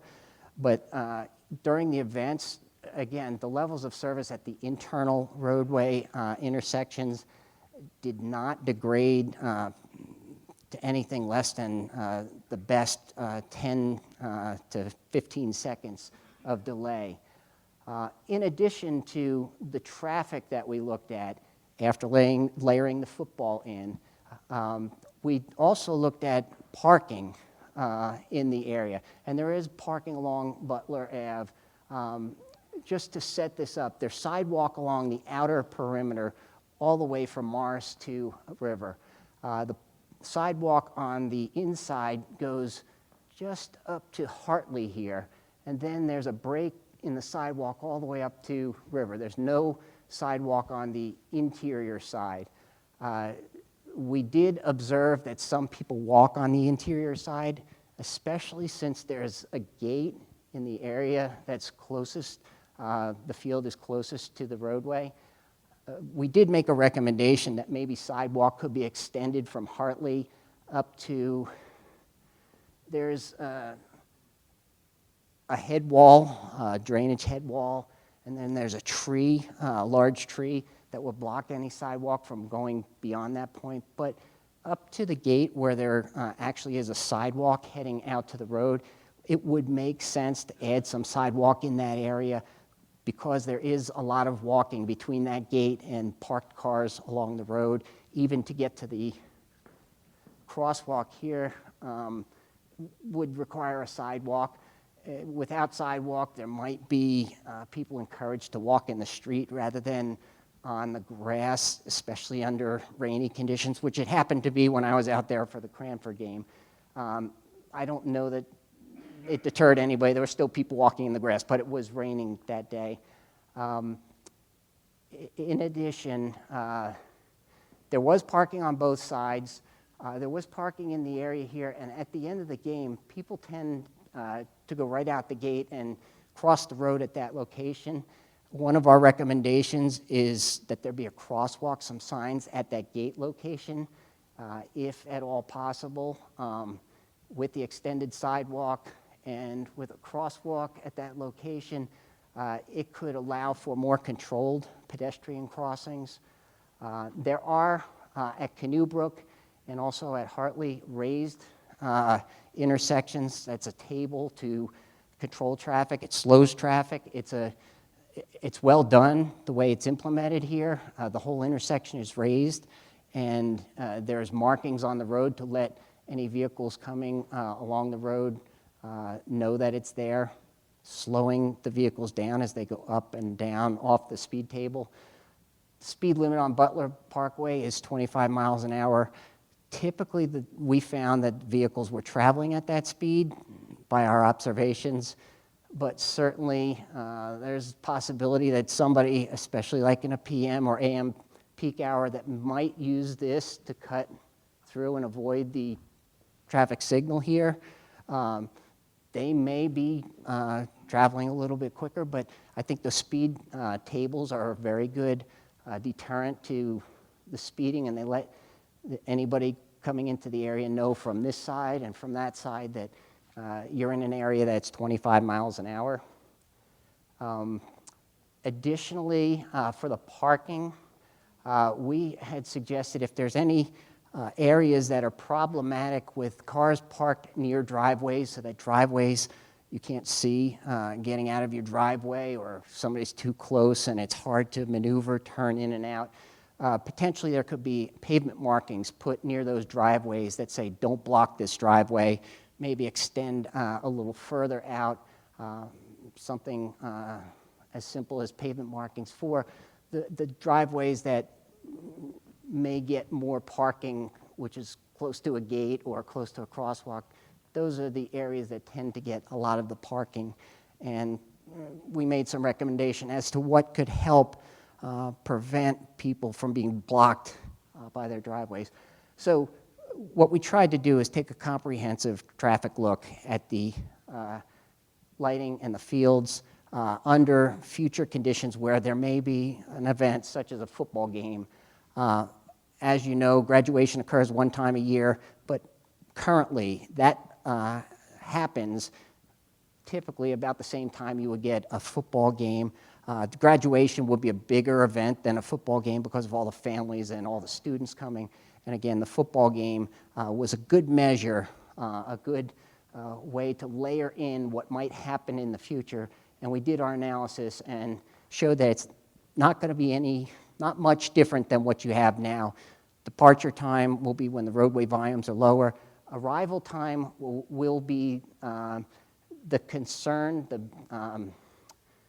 and it can be managed. And the reason it can be managed is because the peaks are pretty fairly defined, and that's what we show in our report, that those peak periods can be moved or adjusted by changing the start times of these events. So Andrew, at this point, why don't we go to questions? I think a lot of times your presentations are revealed during the questions and answering period. So anybody who has a question for the traffic impact, please come up. Andrew, if you'd be good enough to just put the microphone back in its holder.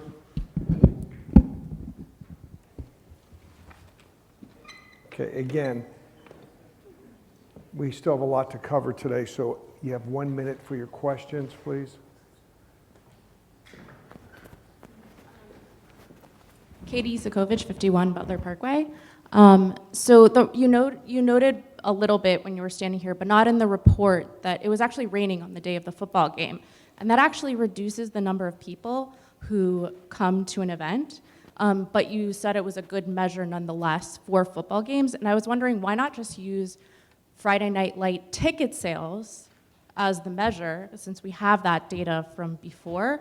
And then you could also, like, you're saying that graduation is higher attended than those football games, but we actually have the data, so why not look at that to come to that conclusion? I also thought it was just weird that rain wasn't even mentioned. Like, it rained the entire time and it wasn't mentioned in the report.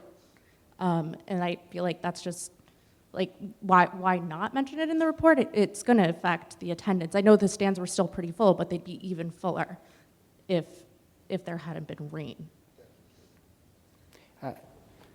Based on my observations, and I did go and look at the stands, Cranford fans were there in the visitors' stands, and there was no lack of Summit fans in the stands. It was not pouring rain.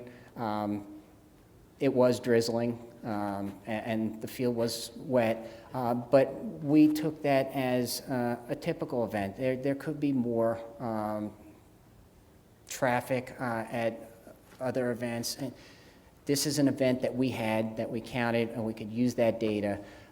Your thought of using ticket sales, that's a little bit tougher because I don't know the correlation between a ticket sale and how many people are in a vehicle. We could make an estimate, we could do projections, but we actually counted vehicles. And that is probably the best measure that we could do.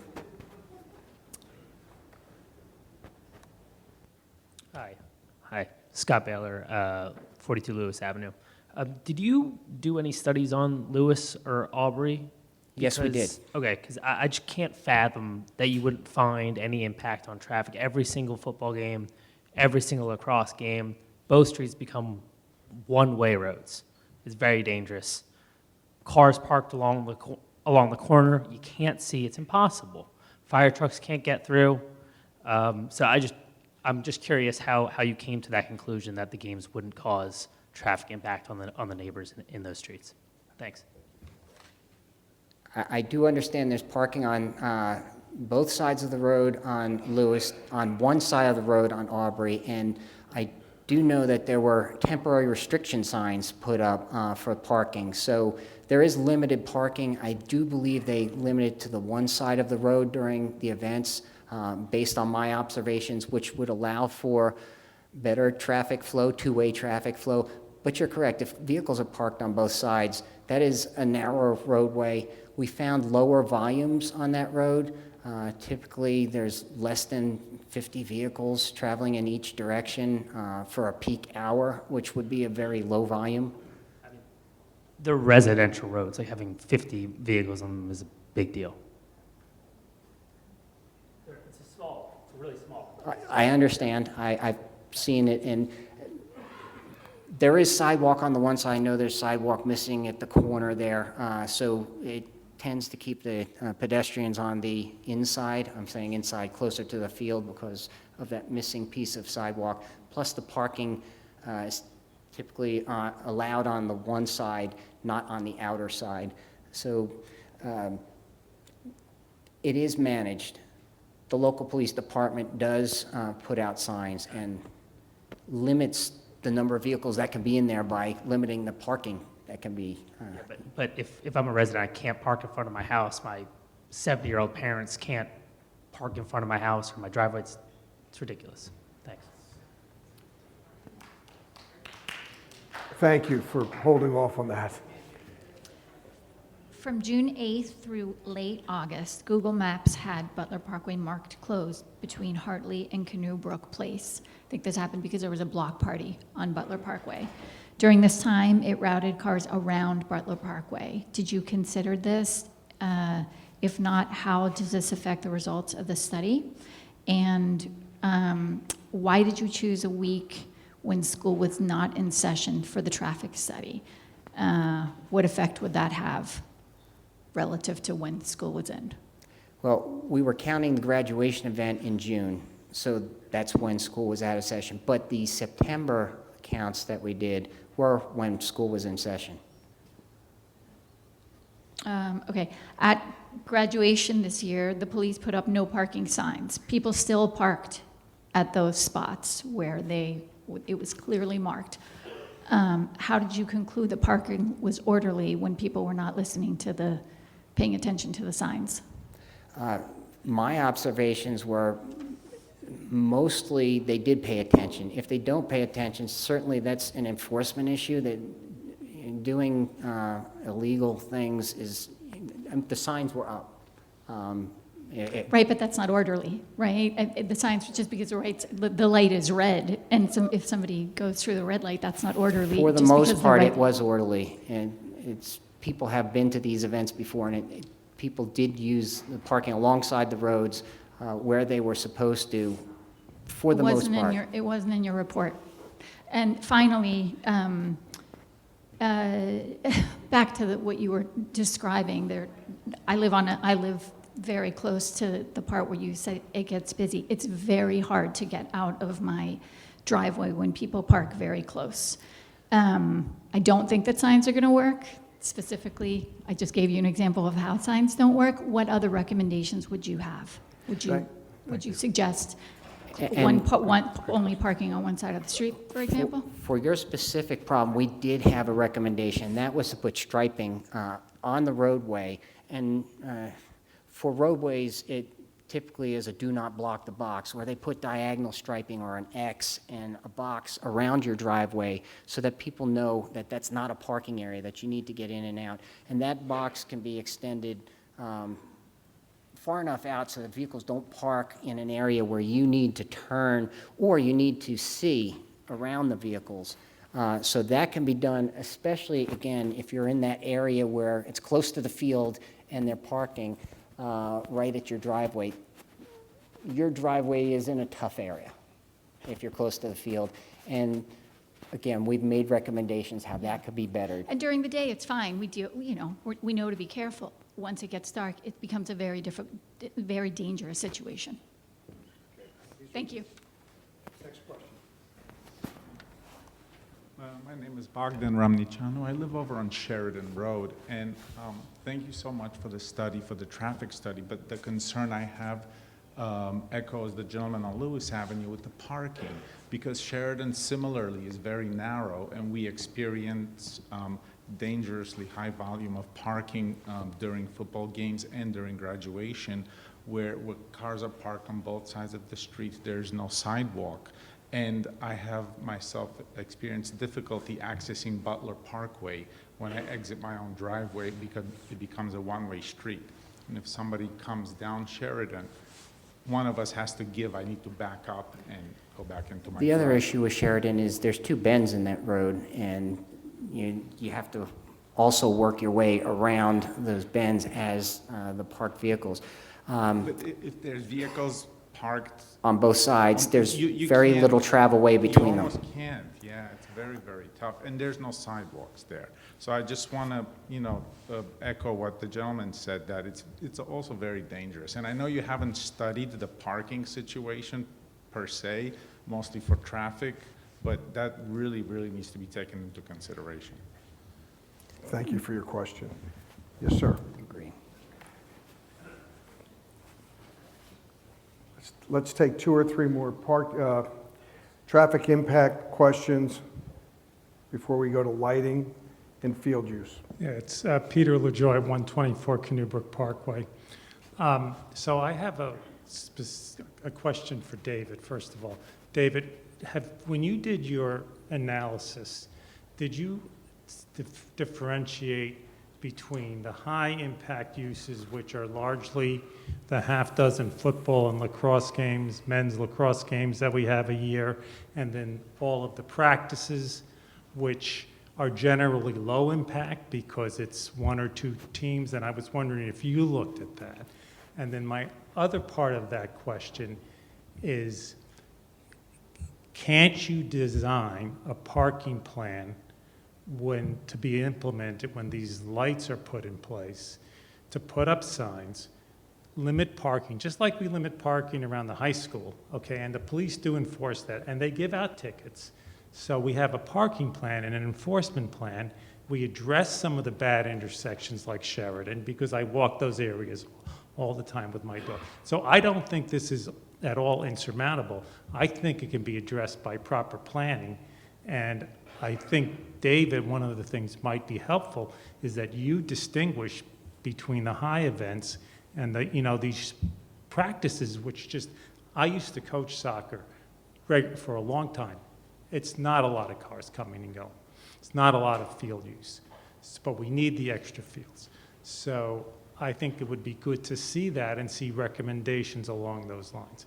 The other thing I want to point out is I think the environmental lady did conclude that the bats are not being harmed by this project. Thank you. Thank you. Next question.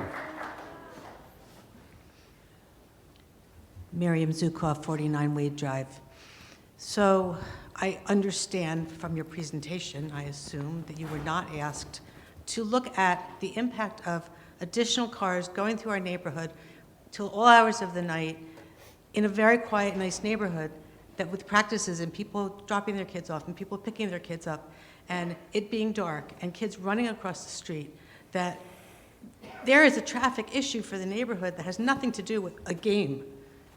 And many of us are just disturbed at the fact that the entire pattern of traffic in the neighborhood, which is a residential neighborhood, and in the evening should be nice and quiet, we are now going to have all this activity. And not just on Butler Parkway, on Canoebrook Parkway, which is an insane mess anytime there's any sports, on Hartley Road, where people cut through from town. You didn't even take into consideration people driving down Woodland and coming through town. No, but not everybody goes on Morris Avenue to Butler Parkway. So I just don't understand, and it's not your fault because clearly you weren't charged with this. I don't understand why this was not part of the request of the traffic evaluation. Okay, that's a question. Is there an answer to that? We looked at the higher attendance events. A practice would be a lower attendance event. We don't anticipate a whole lot of parking on the street. There are parking areas for teams that would be practicing. Buses would likely bring in the team that's practicing. There's not a lot of audience watching a practice event, so you're not likely to get a lot of pedestrians and parking and additional traffic on the roads. You might get buses busing in a team so that they can practice on the field. From a traffic standpoint, we evaluate the events. The graduation study would be the peak event that we would look at. So a traffic study would not evaluate the impact on just the general traffic in the neighborhood.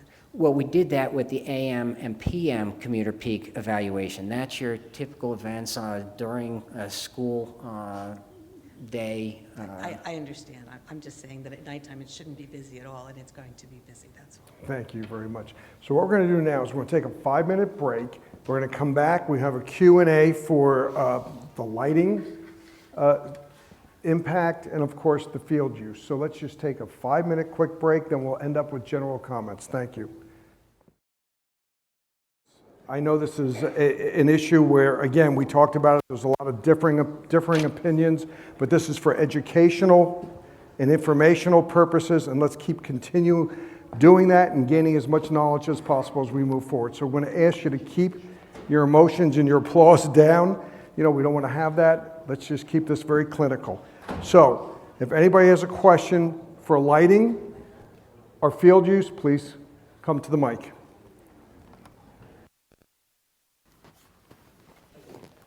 Not really a question, but just a quick statement. Yeah, sure. Matt DeFonso, 12 Washington Avenue. As a volunteer for the city for 25 years coaching football, I'm 100% in 100% support of the project. Just want everybody to know, okay? And also, it'll help us out in the fall and in the spring, and other sports too, not just football. Okay, I just want to get that out and let everybody know. Thank you. Yeah, Right? and maybe I should have clarified. I'll take responsibility for that. After this Q&A, we're going to have an opportunity to come up and make a general statement. But thank you. Thank you. Okay. Anybody have a question on field use or lighting? Yeah, hi, thanks. Scott Baylor, 42 Lewis Avenue. David, during your presentation, you had mentioned that it was unacceptable that some teams had to play in New Providence. I just wondered if you could maybe explain that a little bit. Tatlock Field is maybe 2 minutes from New Providence, so it doesn't seem like a big burden at all. And one of the wonderful things about being in Summit, we're surrounded by wonderful towns that have a lot of space, have a lot of fields. So I was curious on your thoughts. Thanks. Yeah, it's not common practice to have your town sports play in another town. So just because it's not common practice is the issue? Yes. Okay, that's fine. Thank you. Next question. Hi, Joe Gallegos, 14 Denman Place. Just a question about the lighting. And I spent a lot of time down in that area because I love Magic Fountain, and it's right next door. So my question is basically, did your lighting study take into account the lighting in the surrounding commercial areas? Like there's a Volkswagen dealership that has bright lights, Magic Fountain has lights, the tennis field has lights. Does all of that, did you take into account the amount of, I guess, spillover lighting that would have on Butler Parkway and the residence there as well? No, I didn't. What I did take into account was what the additional light was going to provide at Butler. When I did go down Butler Parkway and I did look up at the Tatlock lights, there was no measurable light coming from the Tatlock over on Butler Parkway. As far as when you get up to it, I believe it's Morris Avenue, I think. When you get up to Morris Avenue, you do have a lot of industrial and non-residential how should I say it, bright areas up there. We're not getting anywhere up near Morris Avenue from any of the lighting from what we have on these two fields. So they're two different, pretty much two different things. They're not one's not impacting the others from a lighting perspective. Okay, all right, thanks. Thank you. Next question.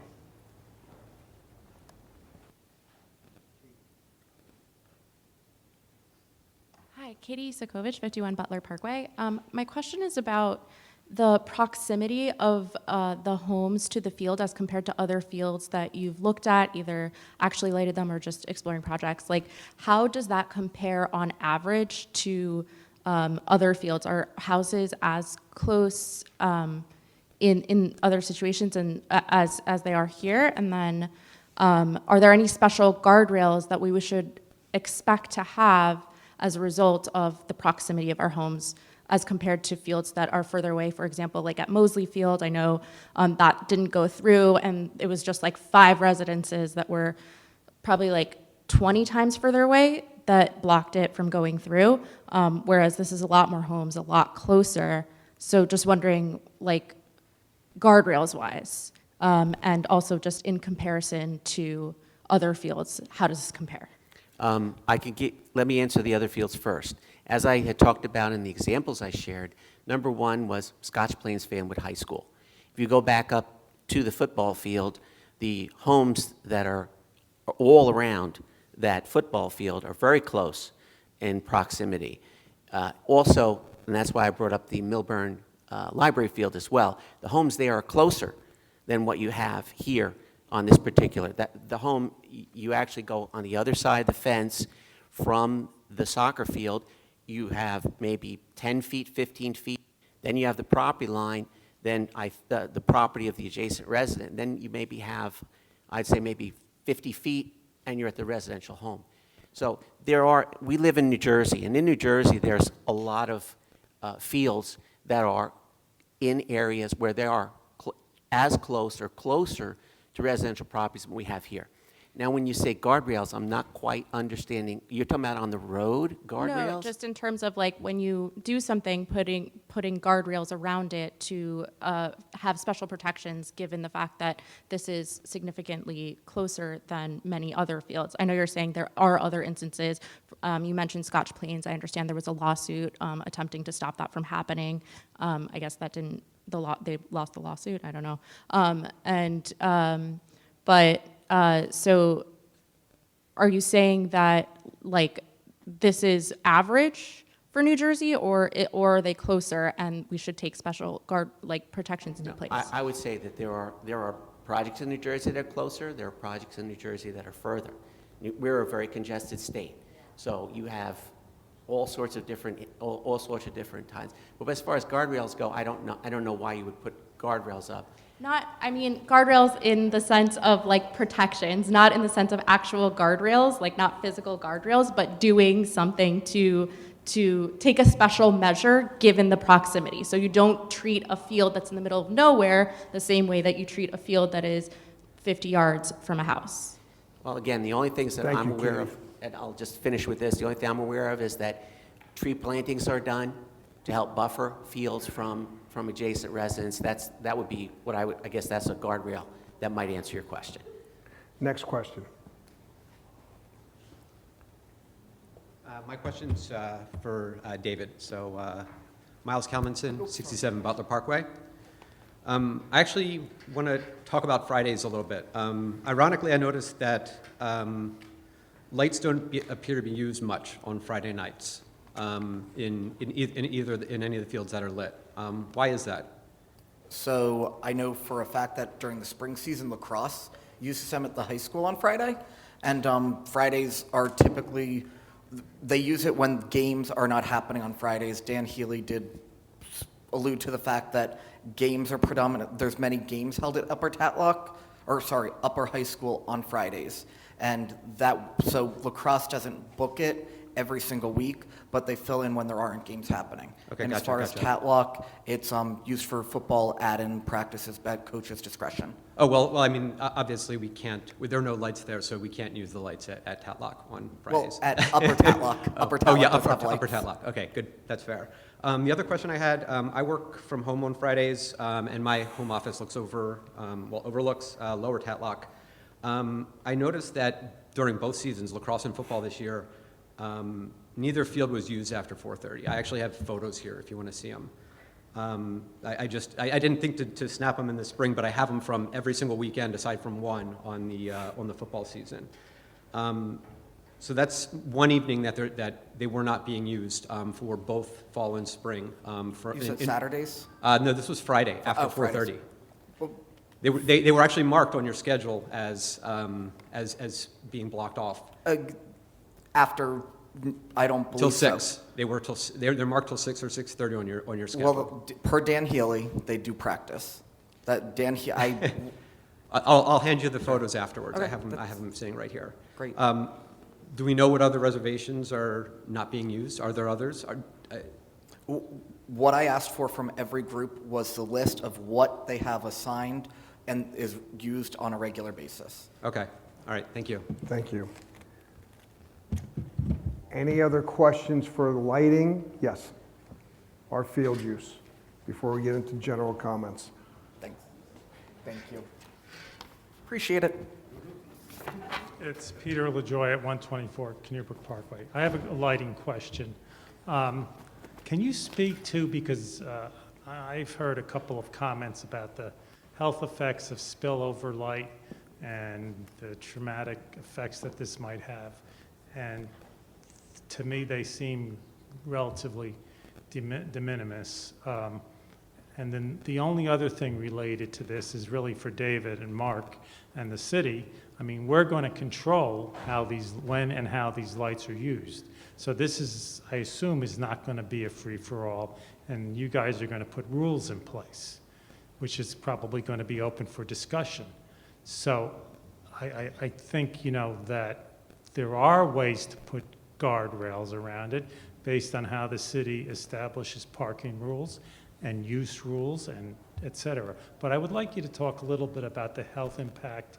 And these are 4 stanchions, and they seem to be pretty well shuttered. And who is this monitoring agency that monitors these programs? Thank you. Okay, well, there's not a monitoring agency per se. There are controls, and there are wireless controls to be able to turn the lights on and off. So the owner has the ability to set the schedules when the lights are supposed to go on and when they're supposed to go off. They're not on a time clock. If they had a time clock, those lights would go on every single night, set to a specific time. With the wireless controls, if, let's say, a storm came through or something was canceled for what reason or another, they're able to, through their phone apps, be able to turn the lights out. So they are able to control and be sure that the lights are on only when they're supposed to be on, and they have the hard cutoff. As far as impact of the lighting spill, as I showed before, the lighting is extremely controlled within the actual park itself. There's very little bleed out from the parking lot, so from the park itself. So there should be no health issues as far as that goes. And throughout the world, kids are playing under the lights, and there really are no health issues that I've ever heard of from playing whether you're on the field in the lights or you're not on the field in the lights. Okay, so you don't know of any health studies that have proven a negative impact from this type of lighting? None that I'm aware of. Thank you. Next question, or two or three. Hi, Karen Gluck, 75 Butler Parkway.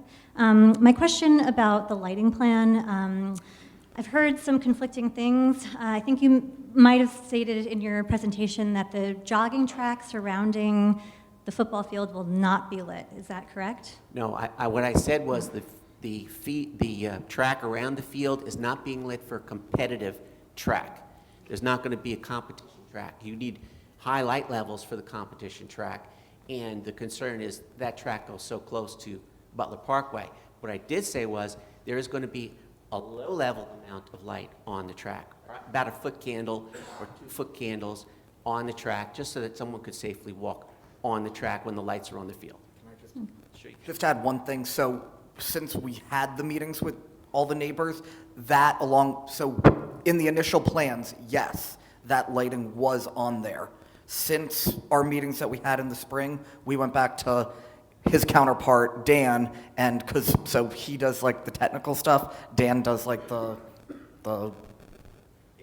working with us, the usage. So we removed that along with the colored lighting package. So there were different packages. We downgraded what we were getting. So that's where the conflict is coming in, is that was pulled from the scope of the project. So the jogging track will have some light enough to safely use it for a pedestrian or someone jogging at night, or? Yes. When the lights are on for the field, there will be enough light on the track bends for safe walking, safe jogging. Okay. And then what about the pedestrians that would be going from the field to their cars or to, Butler Parkway, like walking paths? Are those also going to be illuminated? Well, And the only what degree of lighting foot candle? that I was involved in was just the lighting for the fields. Okay. So we've done just the lighting studies for the fields and done the lighting for the fields. Thank you. I know there is parking lot lighting up there between the two fields. I did see that. There's high-pressure sodium lighting that parking lot between the two fields, and you do have the lighting on the tennis, and you do have some residual light that does go down that walkway. Right. So if footpath lighting is added, what will be the impact to the surrounding neighborhood and the foot candles and spillage? And that's my question. I'd have to look at it and see. Thank you.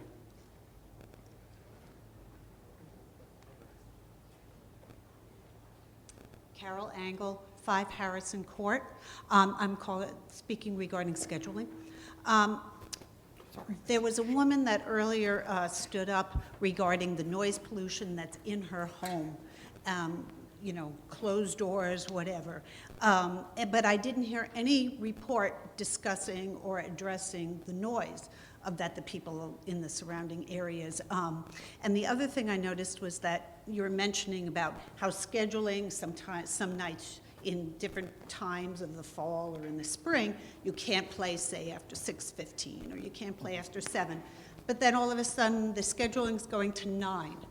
I have to say, if I had small kids, if I had small grandchildren, and I lived in the neighborhood, and I was listening to that all the time up to 9, and let's say games run late, I don't understand kind of the jump to 9 when you're saying that at 6:15 or 7, sometimes you can't play. Now all of a sudden it's going to go to 9. I sympathize with these people living with that noise, and I didn't see anything that addressed noise in this program. So to address that, I mean, as part of the environmental impact study, Laura did state that Well, I didn't, in fact, the bats, but I'm saying the people. okay, thank you. We do ask, again, just like we ask that nobody boos anybody, the applause should also be held. Thank you. Yeah, last two questions, please. Quick We'll go to question general for- comments for after David. this. Krista Witkowski, 23 Greenfield. The lower high school field was improved recently. How did that impact your study of field use? So it impacted it really just from the way that it's the usage of that field. There's still a multi-use field. There's still the baseball, softball field there. So really, there was one season without it, but it doesn't add a substantial value to the ecosystem of the sports because it was a field that was used before. I'm back for you, ma'am. Just to be blunt, your answer to my previous question really irked me. Have you looked into using the fields from the neighboring towns? Because you've heard hundreds of people tell you that pushing forward with this is going to really, really negatively impact their lives, their wallets, their way of life. And so it would be a little silly to not look into this just and not to, it would be silly to not do that just because it's uncommon, right? We have not looked into it. But Okay. we have asked the private schools, and so far we get 4 hours a week from Oak Knoll. Oratory has told us we would not get any time from them, and Kent Place is avoiding every single call that we place to them. Yeah, not the private schools. I'm talking about like No, all the towns. Understood, and I said, yeah. no, we haven't. Okay, cool. Do you plan on doing that? We may, based on the feedback we get, we're open to anything All tonight. right, that'd be great. Thanks. Yep. Okay, we have one last question here before we get into comments. John Flack, 15 Carlene Court. I believe there's 4 fields, courts in town that have lights already. The tennis pickleball courts at Washington School, Upper Tatlock, Jefferson Field, and Upper High School. Bob, you said that the technology's gotten better every year, but the lights from Jefferson are from what year did you say? To 1983? I don't know specifically. Pretty old, Jefferson, pretty old, right? But I compared them to the state-of-the-art technology back in the 80s. In the 80s, okay. And the pickleball lights, I think, are from 2013? Yeah, 2015, I believe. And Upper yes. Tatlock, probably about... Those were over- 2007. So you'll say the technology's gotten better over that time? Yes. Okay. So how many complaints per year do you get about the lights at those 4 locations, David? I'm not aware of any complaints. Okay. And someone else could talk to that, but I'm not aware of any. So full transparency, there have recently been a couple of complaints. There have been a couple complaints up at the high school, but that's from the neighbors in the apartments below. And those complaints that we heard didn't come in until the turf was done, and it was really more so correlated with how the impact of potentially lighting that field would impact them. So that there were complaints about that, but it was more so in the context of how that would be added to with the additional lower field. Otherwise, nothing. And this is with lights from technology from 40 years ago, right? Okay. And I know this is the lighting section, but other people had other comments. So I do want to say, how would we feel if we sent our kids to the New Providence school system? Can we put our kids in the school system? How would we feel if New Providence sent their athletes to practice on our fields? Would we be okay? Is that an insurance problem? Would we be okay with that? I just want to understand like the whole thing, and also something I failed to mention was that while yes, New Providence did allow us to use their field, most towns are in the same boat as us of not having enough field space. I'm good friends with the rec director in Maplewood. They don't have enough space. Yeah. Westfield, they don't have enough space. Springfield, they're tight on space as well. So everybody has these space issues. So we're lucky that New Providence let us use it, but again, based on the conversation tonight, it's something we may look into. Yeah, and at any point they could pull the plug, and it's a liability, right? Okay. Thank you. Thank you. Okay, at this time, what we want to do is we want to give everybody an opportunity to make a statement, about their feelings and what they've learned tonight and the impact it would have on you. Now, please, we realize that there'll be 2 different sides to this. Let's keep our emotions and our applause apart and just talk and be open to each other. So go ahead, whoever wants to have the mic. Hi, everyone. Ed Fitzpatrick from New England Avenue. With all due respect to the gentleman who talked about the free space with lacrosse and football being ending at 4:30, I go to every single practice of the football team and lacrosse, every single day. And there are some exceptions. The day before a game, the football team will end at 4:30. On Mondays, generally the football team is reviewing video from the prior game, so they're not down there. But every other day, they're there, and they start at 3:15, 3:20. They're there well beyond 4:30. A lot of times, the rec football is waiting for them to exit the field at 6 o'clock. So yeah, there are a couple of days when they finish early, but for the most part, it's not. And lacrosse team, they're out there at 3:15, and they, no way, every day end at 4:30. Perhaps maybe again before the game, but their practice again goes on to 5:30, 6 o'clock. I just wanted to clarify that. Thank you. Anybody else want to make a comment? Hello, my name is Robert Lee. I'm at 9 Pearl Street. Recently, I had the joy of coaching young athletes on the football field where I watched them grow and thrive. Many are now on path to success in sports, theater, and academics. Amidst this vibrant group, some talent shone brightly, like a newcomer who quickly became a valued member of the team. Yet, as fall progressed, daylight dwindled, leaving practice shrouded in darkness, metaphorically and literally, a challenge to keeping the teens engaged. After that season, I sadly learned that one of these promising athletes faced struggles with substance use. This calls attention to the crucial duty we have as a community to create environments where our youth can grow healthily. Sports play a vital role in guiding young people towards positive choices, shaping them into better citizens, ensuring strong community bonds. Turning to drugs instead of healthier pastimes signifies our societal shortcoming in providing adequate support. It's no surprise idle talk in the dark is hardly engaging. This is why investing in facilities such as lights is vital to keeping children engaged in sports, enhancing mental and physical health while reducing drug use and crime. The benefits are almost impossible to calculate. Even if only one child were saved, the investment in lights is dwarfed by the expense of rehab, lower future earnings, lower taxes to the community, and lower reported sense of happiness and well-being in those people's lives. Modern lighting can minimize the impact on the environment, and safety at gatherings can be managed. Without diminishing the encumbrance on the surrounding residents, preventing essential community programs disregards the immense benefits to our children's futures. We can't afford to leave them in the dark. It's like a score against the home team. Together, we can ensure all our kids have the bright future, glowing with possibility they deserve. Let's stand together under the lights and support our home team. Thank you.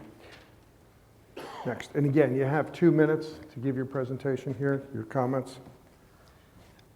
Jimmy DeSilva, 103 Canoe Parkway, and also the current SSBL president here in our town. I kind of bring 2 different perspectives to this discussion tonight, one as a Tatlock resident, and then one as kind of the leader and the president of one of our youth organizations here in town. So just a real quick comment on the field study, because I was actually part of that. It's very easy to make a comment about field usage as a parent who just kind of looks into Team Snap or League Apps or whatever it may be and say, I have to go to this field at this night. Perfect, that's great. Till you're actually in it, doing it, I promise you, it is very, very challenging. Whether we're scheduled up there, whether we're not, trying to find fields, rainouts, it's a very, very difficult assignment is actually the best way of kind of saying it. So just for perspective for everybody, it is a very challenging assignment. Not easy. I'm dealing with it now. I used to be that parent, I promise you, who said, it's not that hard. I just got to show up to Jefferson at 6 o'clock and I'm good. But it's not. Now that I'm involved in it, I know exactly what it takes. So just want to make that quick comment. I'm going to read a statement real quick, and hopefully it works out for everyone here. So SSBL, we are one of, if not the largest youth programs here in town. Like many of our sports programs here, Ours is growing rapidly, especially at the younger age group, the 6 to 8-year-old age group. Our numbers are growing considerably here in town. And a lot of our sports are as well, so it's very important. The general principle here, and that we share, youth sports are great for our kids. It creates goal setting, values of hard work, social interactions, plus engagement by our kids and our families together who are interested in the various programs that we have. More field time for all of this helps all of our sports programs. Extending field time for one sport at one field has a trickle-down effect to all other sports as well. I believe this can be accomplished by putting up reasonable guardrails, not actual guardrails, but reasonable guardrails to balance the perceived negative impact on a specific part of town. I do believe, by being a resident in the neighborhood, that there still are a lot of questions and concerns that we all have. And I respect that from all of our neighbors here as well. So I think we still have a lot of questions that need to be answered. However, at the end of the day, I think by opening up additional field space, it will have a trickle-down effect for other sports as well that will be valuable for our town and for our community going forward. So Thank you very much. Next.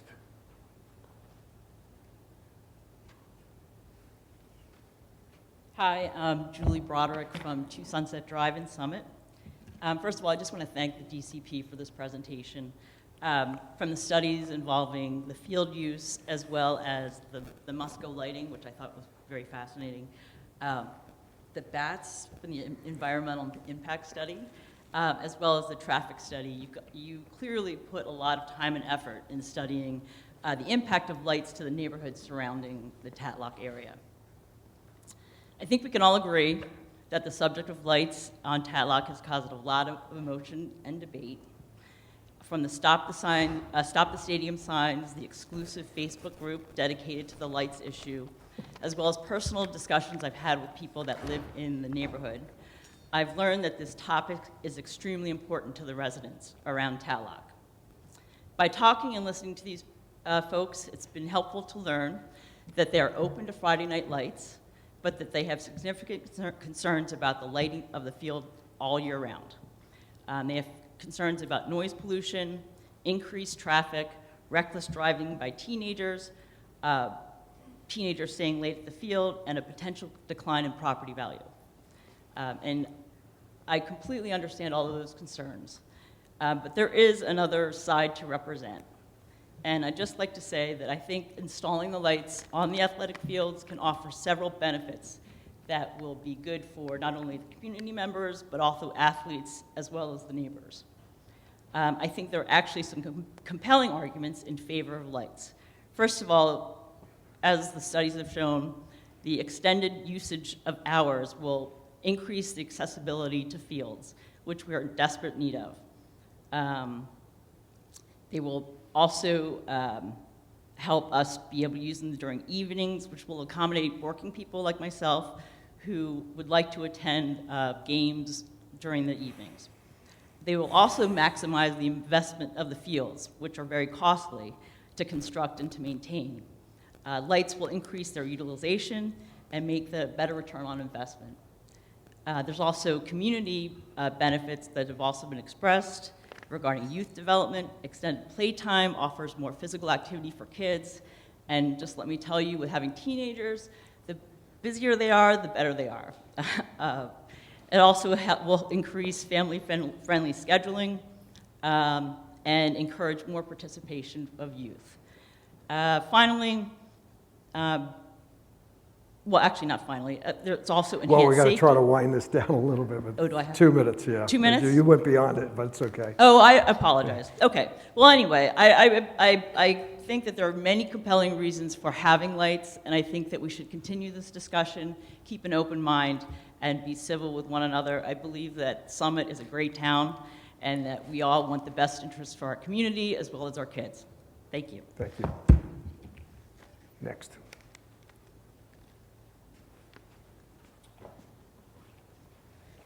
Good evening. Again, I want to echo what was said before. Thank you very much for this presentation. My name is Dennis McKeever.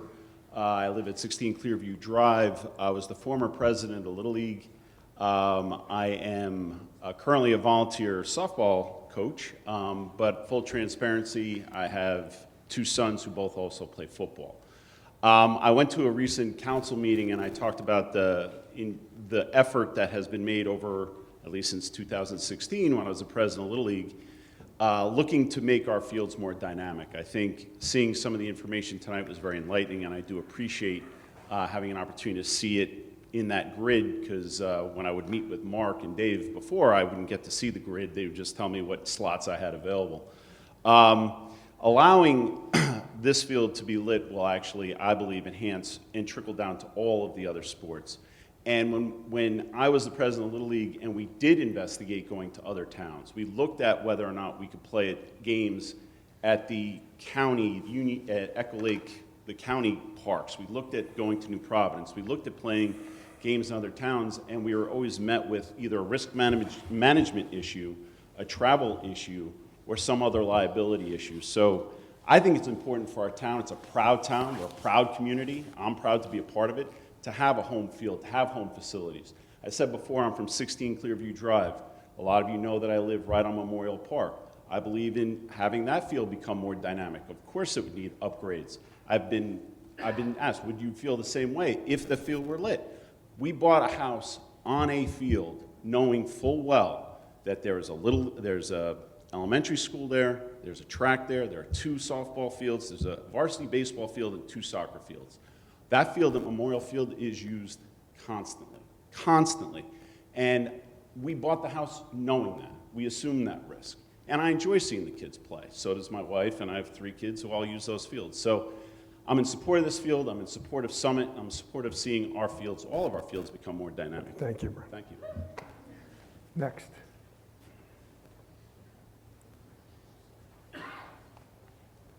Hi, I'm Matt Schwark, 6 Primrose Place. I've coached baseball, flag football, and basketball in my time here. First, I want to talk a little bit about the lighting. And obviously, you have to go during an event, but with this new form of lighting, I encourage you to go to one of these fields that he talked about. We were at a football game at Scotch Plains. We walked in with somebody who lived 50 feet from the field. They said they loved it. As you were standing in the stands, there was a baseball field over my shoulder. I couldn't see second base. Second base was 45 yards away. That's the concentration that these lights bring. And also, there seems to be some concern about the scheduling. And to be honest, having coached all those sports, it confuses me.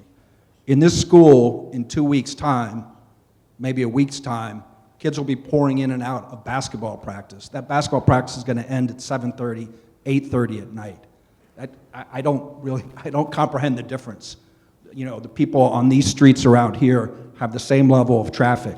We are talking about practice. I understand a few nights a week that football might play on a Friday night, but every other night it's going to be 20, 30 kids with a few cars showing up to take their kids away. That happens at Jefferson. It happens at the upper high school. It happens right here in this parking lot in 2 weeks' time. That's all I want to say. Thank you. Thank you. Are there anyone? Please get a line over there. Good evening, Tim Erday. I was a Canoe Parkway resident for 21 years, and so very familiar with the area. I live on Blackburn Place now. But I want to say I'm in support of some type of lighting project. I've had 4 kids go through the Summit schools now. They've found success in academics, in theater, in every possible dynamic you can think of. And in every single one of the instances, the success has been found because there was some group of people who pushed for something to help the community progress. I recall in 2004 or 5-ish, they were putting a community garden outside of Washington School, and there was a pushback from a lot of the neighbors because they didn't want the classes outside at the time because it would be more volume, more people, whatever. It's one of the highlights of Washington School. I remember when they were pushing back on sidewalks on Canoe Parkway. They were pushing back on the turf off of Butler Parkway. And every one of these projects that people pushed on, elevated the community. And I think it's so critical right now, looking at this and seeing, just the dynamics of students, where you've got kids who went through COVID. You've seen them hiding behind their telephone, their iPhones, and everything else, and they're not engaged.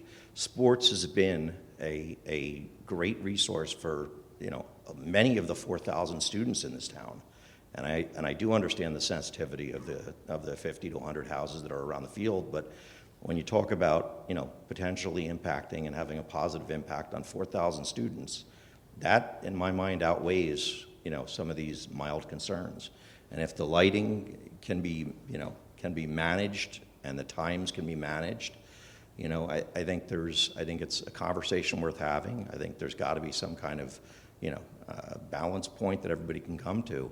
And I think it's just critical that the conversation continues and that we continue to bring great parents who are going to coach and take time out of their schedules, that we're going to have great teachers who want to engage in the athletics programs that are going to utilize these fields and everything else. So I think it's a great project. I understand the sensitivity of it, but use technology to make it make sense and hopefully settle everybody's nerves. Thank you, Tim. Thank you. I'm going to go over here. I know that some people have been waiting. Rick, why don't you get up then? Rick Carbone, 23 Baltusrol Road. I'm a former board member of Summit Junior Baseball. I'm a former board member of Summit Youth Football, and I'm a 30-year high school football coach here in Summit. I've lived this lighting issue for a long time. I'm a 67-year-old resident of Summit. When we decided to light Jefferson School for baseball, all these issues that came up tonight came up 20 years ago, and we figured out a way to do it. When we decided to light Upper Tatlock, same issues came up, and we figured out a way to do it. There's a way to get it done, and I know we're not going to be able to please everybody, but lighting Tatlock Field is a must, especially for youth football. It's a hazard when we got kids out there playing football in the dark because we don't have enough practice field space when it gets dark out. And we shouldn't punish the kids. It's a great thing in this town, the fact that we've got so many sports, youth boys, youth girls, high school boys, high school girls. That's a great thing. And in this community like Summit, okay, we should be able to come up with a solution so that they can play the sports at an appropriate time. Now, I've traveled all over the state of New Jersey as a football coach. I've been to probably no less than 100 fields, some in the woods, some in urban areas. And I can tell you this, the technology today is incredible. I was at a game 2 weeks ago in Cedar Grove. They have houses right up against the field. There's no road separating the houses from the field. And if you stood by those lights and turned around and looked towards those houses, it was dark. So lighting fields today and worrying about spillage is a non-issue. Butler Parkway is a road, plus you got a bunch of high trees that separate the road and the houses from the field. That field, when you light it, you won't notice that it's lit. And so I'm a big supporter. I got zeros here, so which means I got to get off, but I'm a big supporter of light television. Thank you. Thank you. Yes, sir.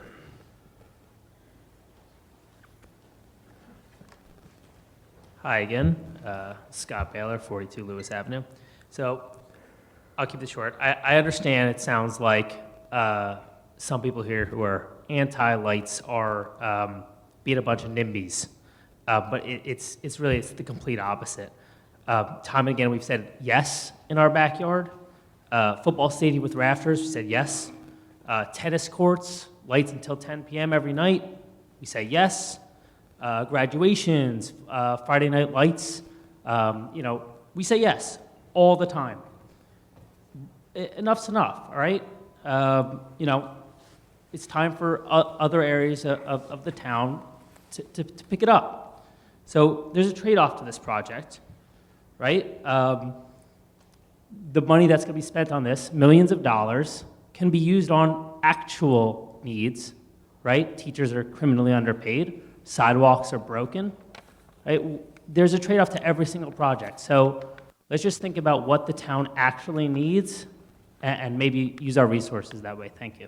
Thank you. Yes, sir. Scott, could you talk before, just so you know, I failed to mention this. The football program is actually combined with New Providence. So a lot of our sports not be open to combining the program with other towns as well. And that's probably a huge reason, that is a huge reason why they did let us use the field for flag football. Okay, sorry. David, your time's up. Go ahead. Good evening. My name is Kevin Gardner. I live on Kent Place Boulevard. I'd like to thank everyone involved in the program and for all the effort that's gone into it. I was the president of the Board of Recreation back in 2004, and I was tasked with putting in the first turf field in Summit at Tatlock. And so many of the issues that you've discussed here tonight were raised then.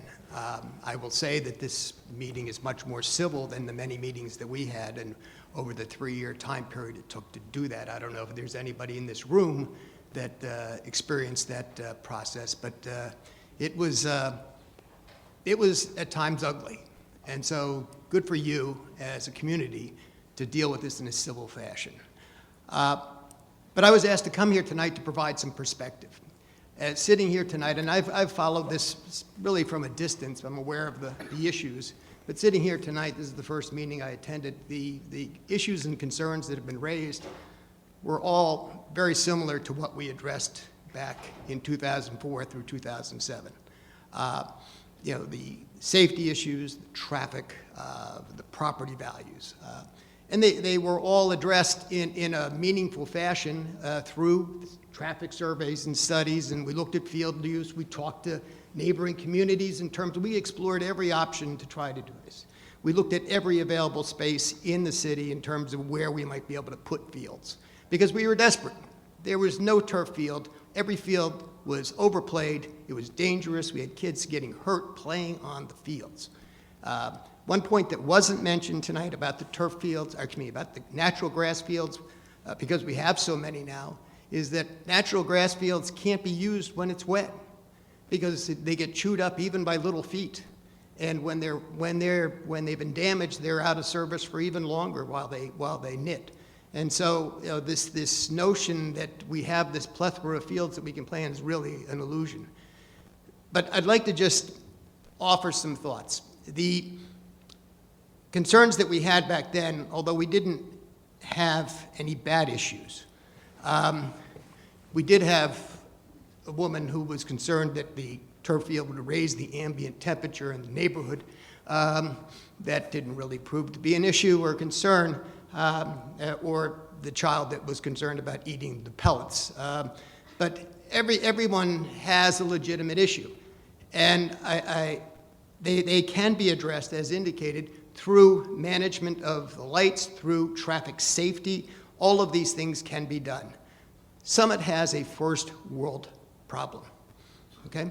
We are blessed with too many children that are interested in playing sports and are physically capable of doing so. We don't have the resources, and no one has offered to me tonight or any other time another site in Summit that would be suitable for this purpose. It's a de minimis extension of the existing use, and I would urge everyone to take a step back and think about it. And everyone who is concerned, and I appreciate the concern about property values, but every time I drive Butler Parkway and every time I drive Canoe I see beautiful new houses, all of which have been built in the 20 years since I heard at meetings that turfing Tatlock would diminish property values.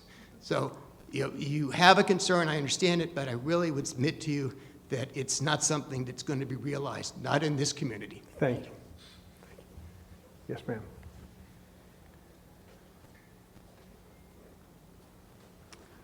Hi, good evening. Kim McGovern. I live on 142 Colonial Road, right by the high school.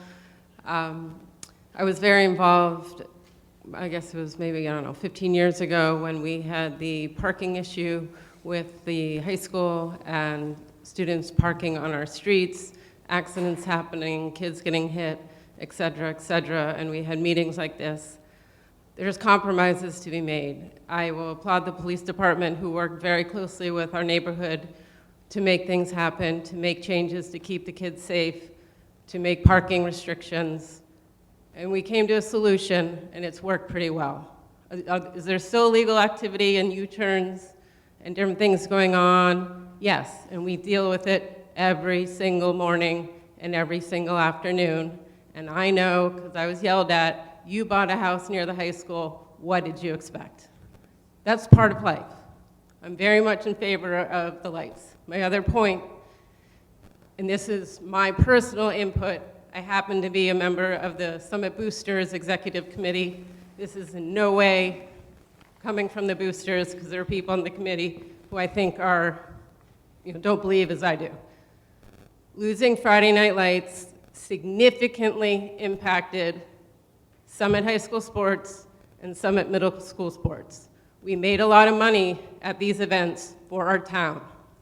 There are lots of grant requests that come through Summit Boosters, which has been an establishment since 1950, asking to support all our sports out there.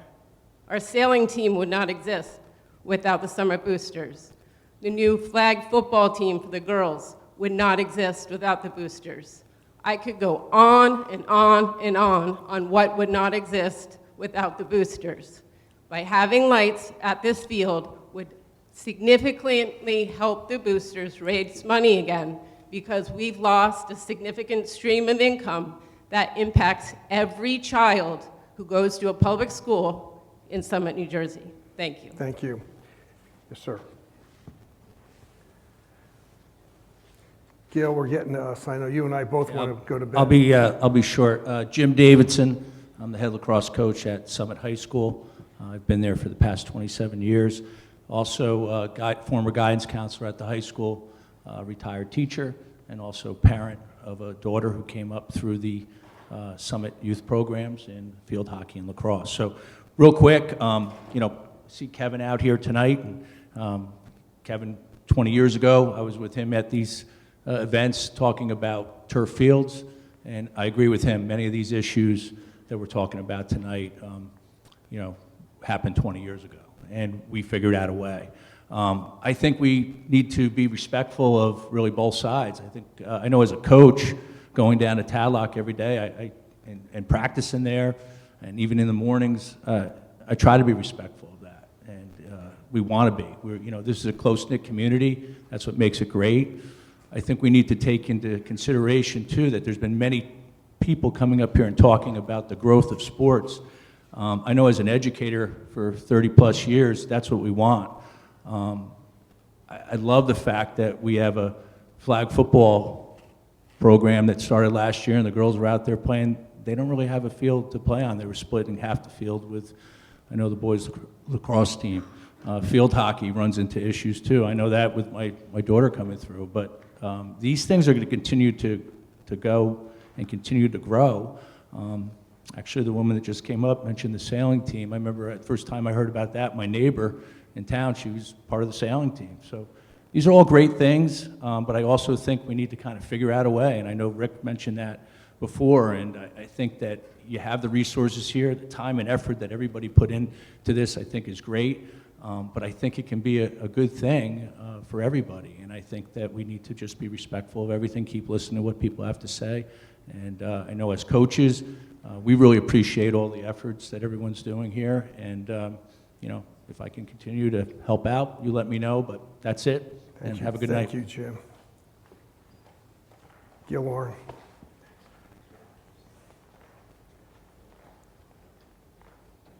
Best lacrosse coach in the state of New Jersey, if not the whole area.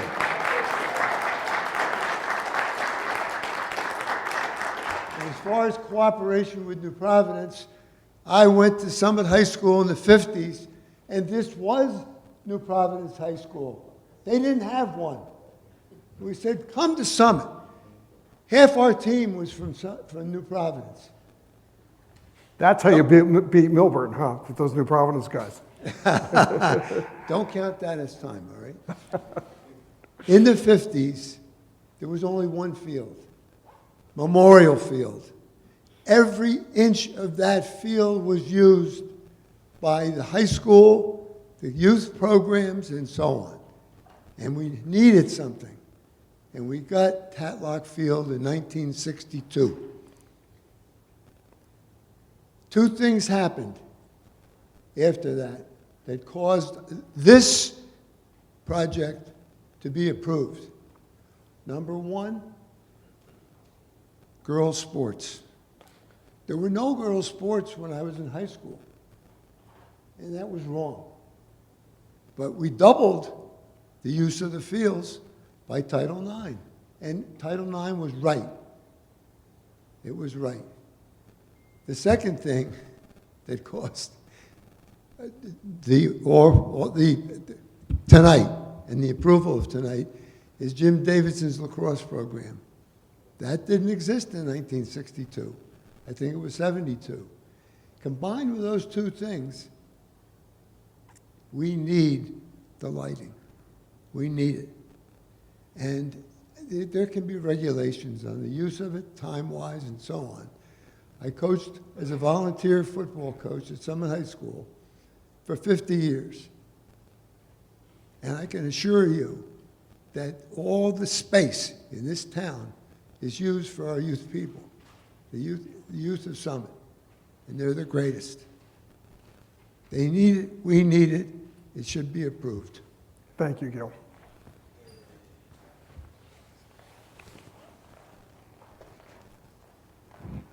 Hi, I'm Alex Go. I'm at 55 Butler Parkway. I've been here since, I think, 2007. I lived on Woodland, and I actually moved across the street from Tatlock Field. My house was on the light study that just bordered, and I'm grateful that the town has taken the neighbors' consideration and moved things and really started to address them. I just want to remind all of us that we all want the best for Summit, and everyone here loves this town.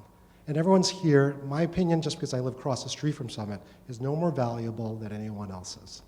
So I think it's just good for us all remember, keep in mind, and also the fact that the way you're going about this is great. The way that we are able to voice our opinions, our concerns. I believe my neighbors' concerns are absolutely valid as well. There are some traffic issues that have to be solved for. There's some noise issues as well. But at the end of the day, I personally, and this is just me, moved across the street from a youth football field. And that's an asset for youth football sports, or youth sports in general, lacrosse, track, all of it. And when I think about things like this, the school that I sit in, that we just invested a lot of money into, to expand it because of the rising kids, why wouldn't I want to invest in the field across the street from me? So I personally, and I'm not popular, but I'm personally am vested in having the lights across the street. I think it's great, as long as we can overcome some of these concerns and overcome some of my neighbors' concerns as well. I think they do have some very valid concerns. So I appreciate that, and I did learn something about bats today and how much my neighbors also love bats. So anyway, thank you for that. Thank you. I think we have 4 more people before we conclude. Josh Reimold, 75 Blackburn Place. First off, just wanted to say thank you for all of the things that we're going through tonight. Really, really informative, a lot of work put into it. That's first and foremost. The other thing I wanted to say is I get the sense that, and there's a lot of emotion, and I get it, but I think it's important to note that I don't think that people should feel targeted, right, first and foremost. It seems that somewhere along the way, it became a us versus them thing. I think it really is supposed to be like a we thing, similar to some of the other people, what they said, for Summit being a better place for the kids, and not just the kids, but for those that would use the facilities at times when maybe they couldn't usually do it. I think that I live on a street across from a school, extremely busy, so I know how frustrating it is when people park in your drive. I know how frustrating it is if someone throws a Coke can in your yard that you try really hard to keep clean, and I try really hard, okay? But I love being next to Franklin School. It's amazing to see all of the cool things that those kids do out on the field, day and night. By the way, every day of the week, almost. There are exceptions when the dogs are out there, all right? But every single day, including at night. And that's the part where I think, again, think of the big picture here. Kids going on a street at night, they don't need to do that if we had the right facilities. So I'll end it with this. I'm for it, but I also want to say, like, I think every accommodation that can be looked at is reasonable, can be done, and continue to think. It's not a one-time thing, right? Continue to iterate and make it better for those people that have reservations. That's it. Thank you. Yes, ma'am.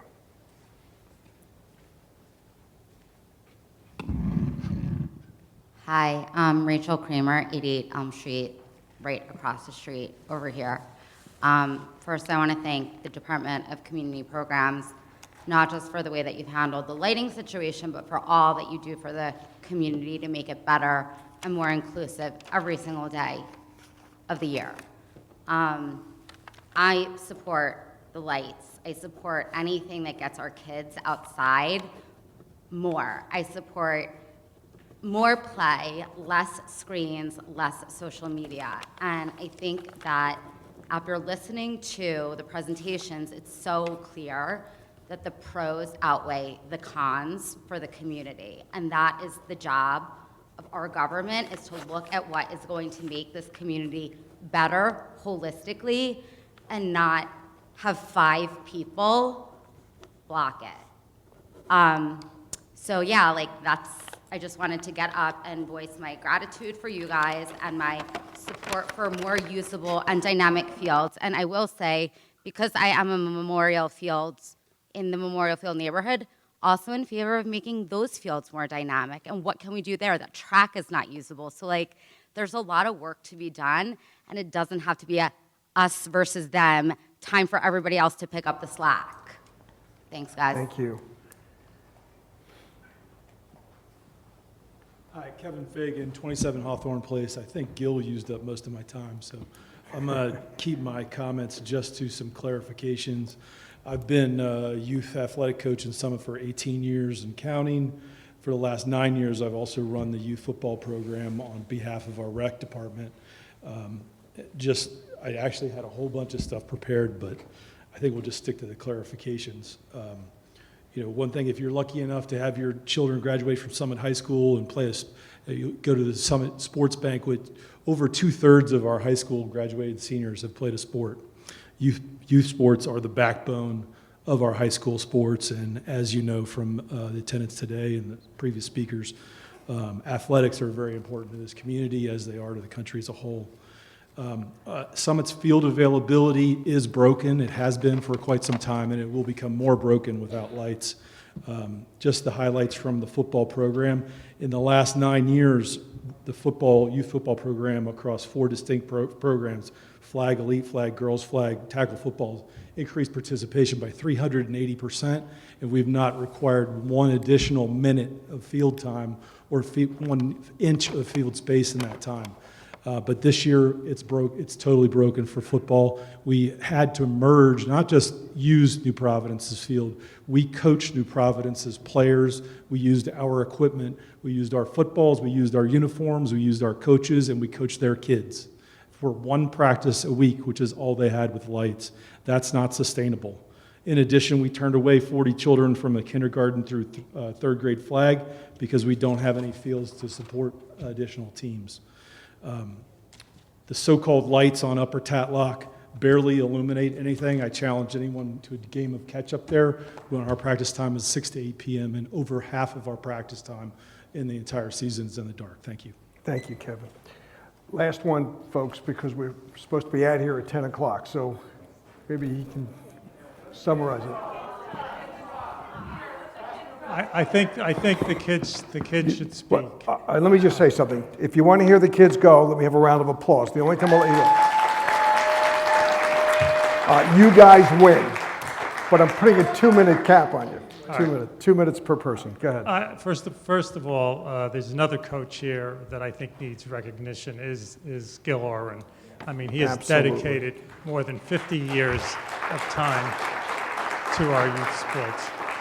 I just want to say, I bought my house on Canoe Brook near Washington School and near Tatlock Field so my kids could walk to school and so we could use the facilities. and we have used the facilities and continue to use the facilities.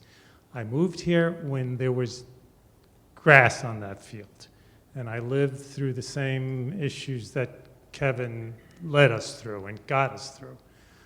I think that people do get scared with this type of change. I think that this can be managed. I think, as the council president said last night, that this is only a proposal. I think that certain things need to be worked out in terms of traffic safety and enforcement and things that can satisfy the neighbors. You know, I think no parking signs in certain sections of Butler are certainly possible.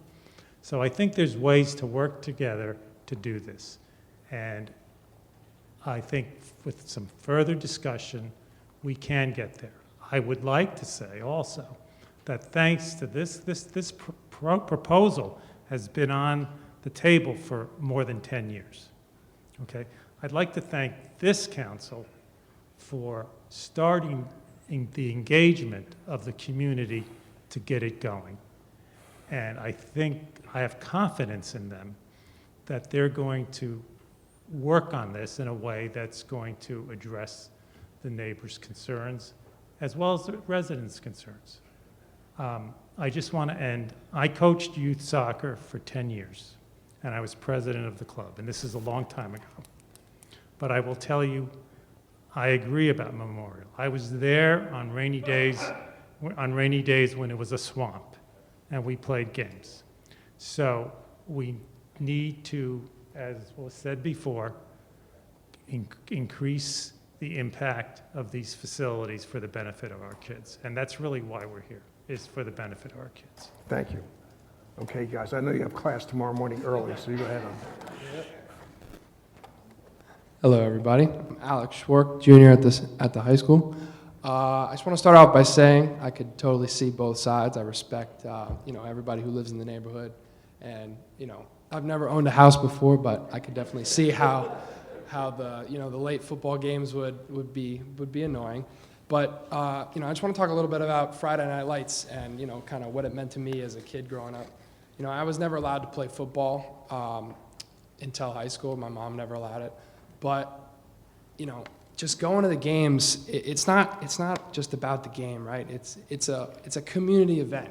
You got everybody coming in, people who don't have a kid playing football, maybe people from other towns, coming to support the boys play football. So I just want everybody to realize, it's not just a game, it's promoting togetherness. What's better than getting the community together, to have a good time, win, lose, or draw, it'll be a good time. So I just think, the lights will bring back those good times. Thank you. Yeah, I just wanted to add on to what Alex said. I'm Andrew Smallwood. I'm a student at Summit High School. And playing sports, it brings people together. It makes me meet people that I never thought I'd meet. And it really builds you as a human. And I feel like it's made me a better person, just being in the sports world. And I believe that Friday Night Lights will help this. Thank you. Hello, Sam Morris, senior at Summit High School, and I was a former captain as at the football team. As these fine young gentlemen over here, it's the dream of dreams. I mean, you want to play football, and that's what you look forward to. You look forward to playing in front of all of your families, all your friends, all your classmates on Friday Night Lights. Like, that's like the highlight of the season. That's the one game that you want to play for. I know I got stripped of my Friday Night Lights game. I know they're going to get stripped of their Friday Night Lights game.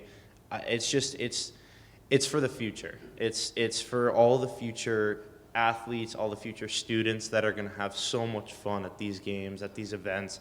I mean, even like, I know it might be a stretch, but even like a night lacrosse game, I mean, that could be on the schedule. Like, everybody's going to have fun. It's all for the community. And I mean, I live close to the field. I can hear everything. I've heard the games. I could see the lights from my backyard. There's not one thing that I don't hate about it. I absolutely love it. Absolutely love it. it just brings the community together. It's for everybody, and this is what Summit is made of: bringing communities together, bringing family together, bringing friends together, and it's just the highlight of the season. So thank you. Thank you, young man. We have one last person.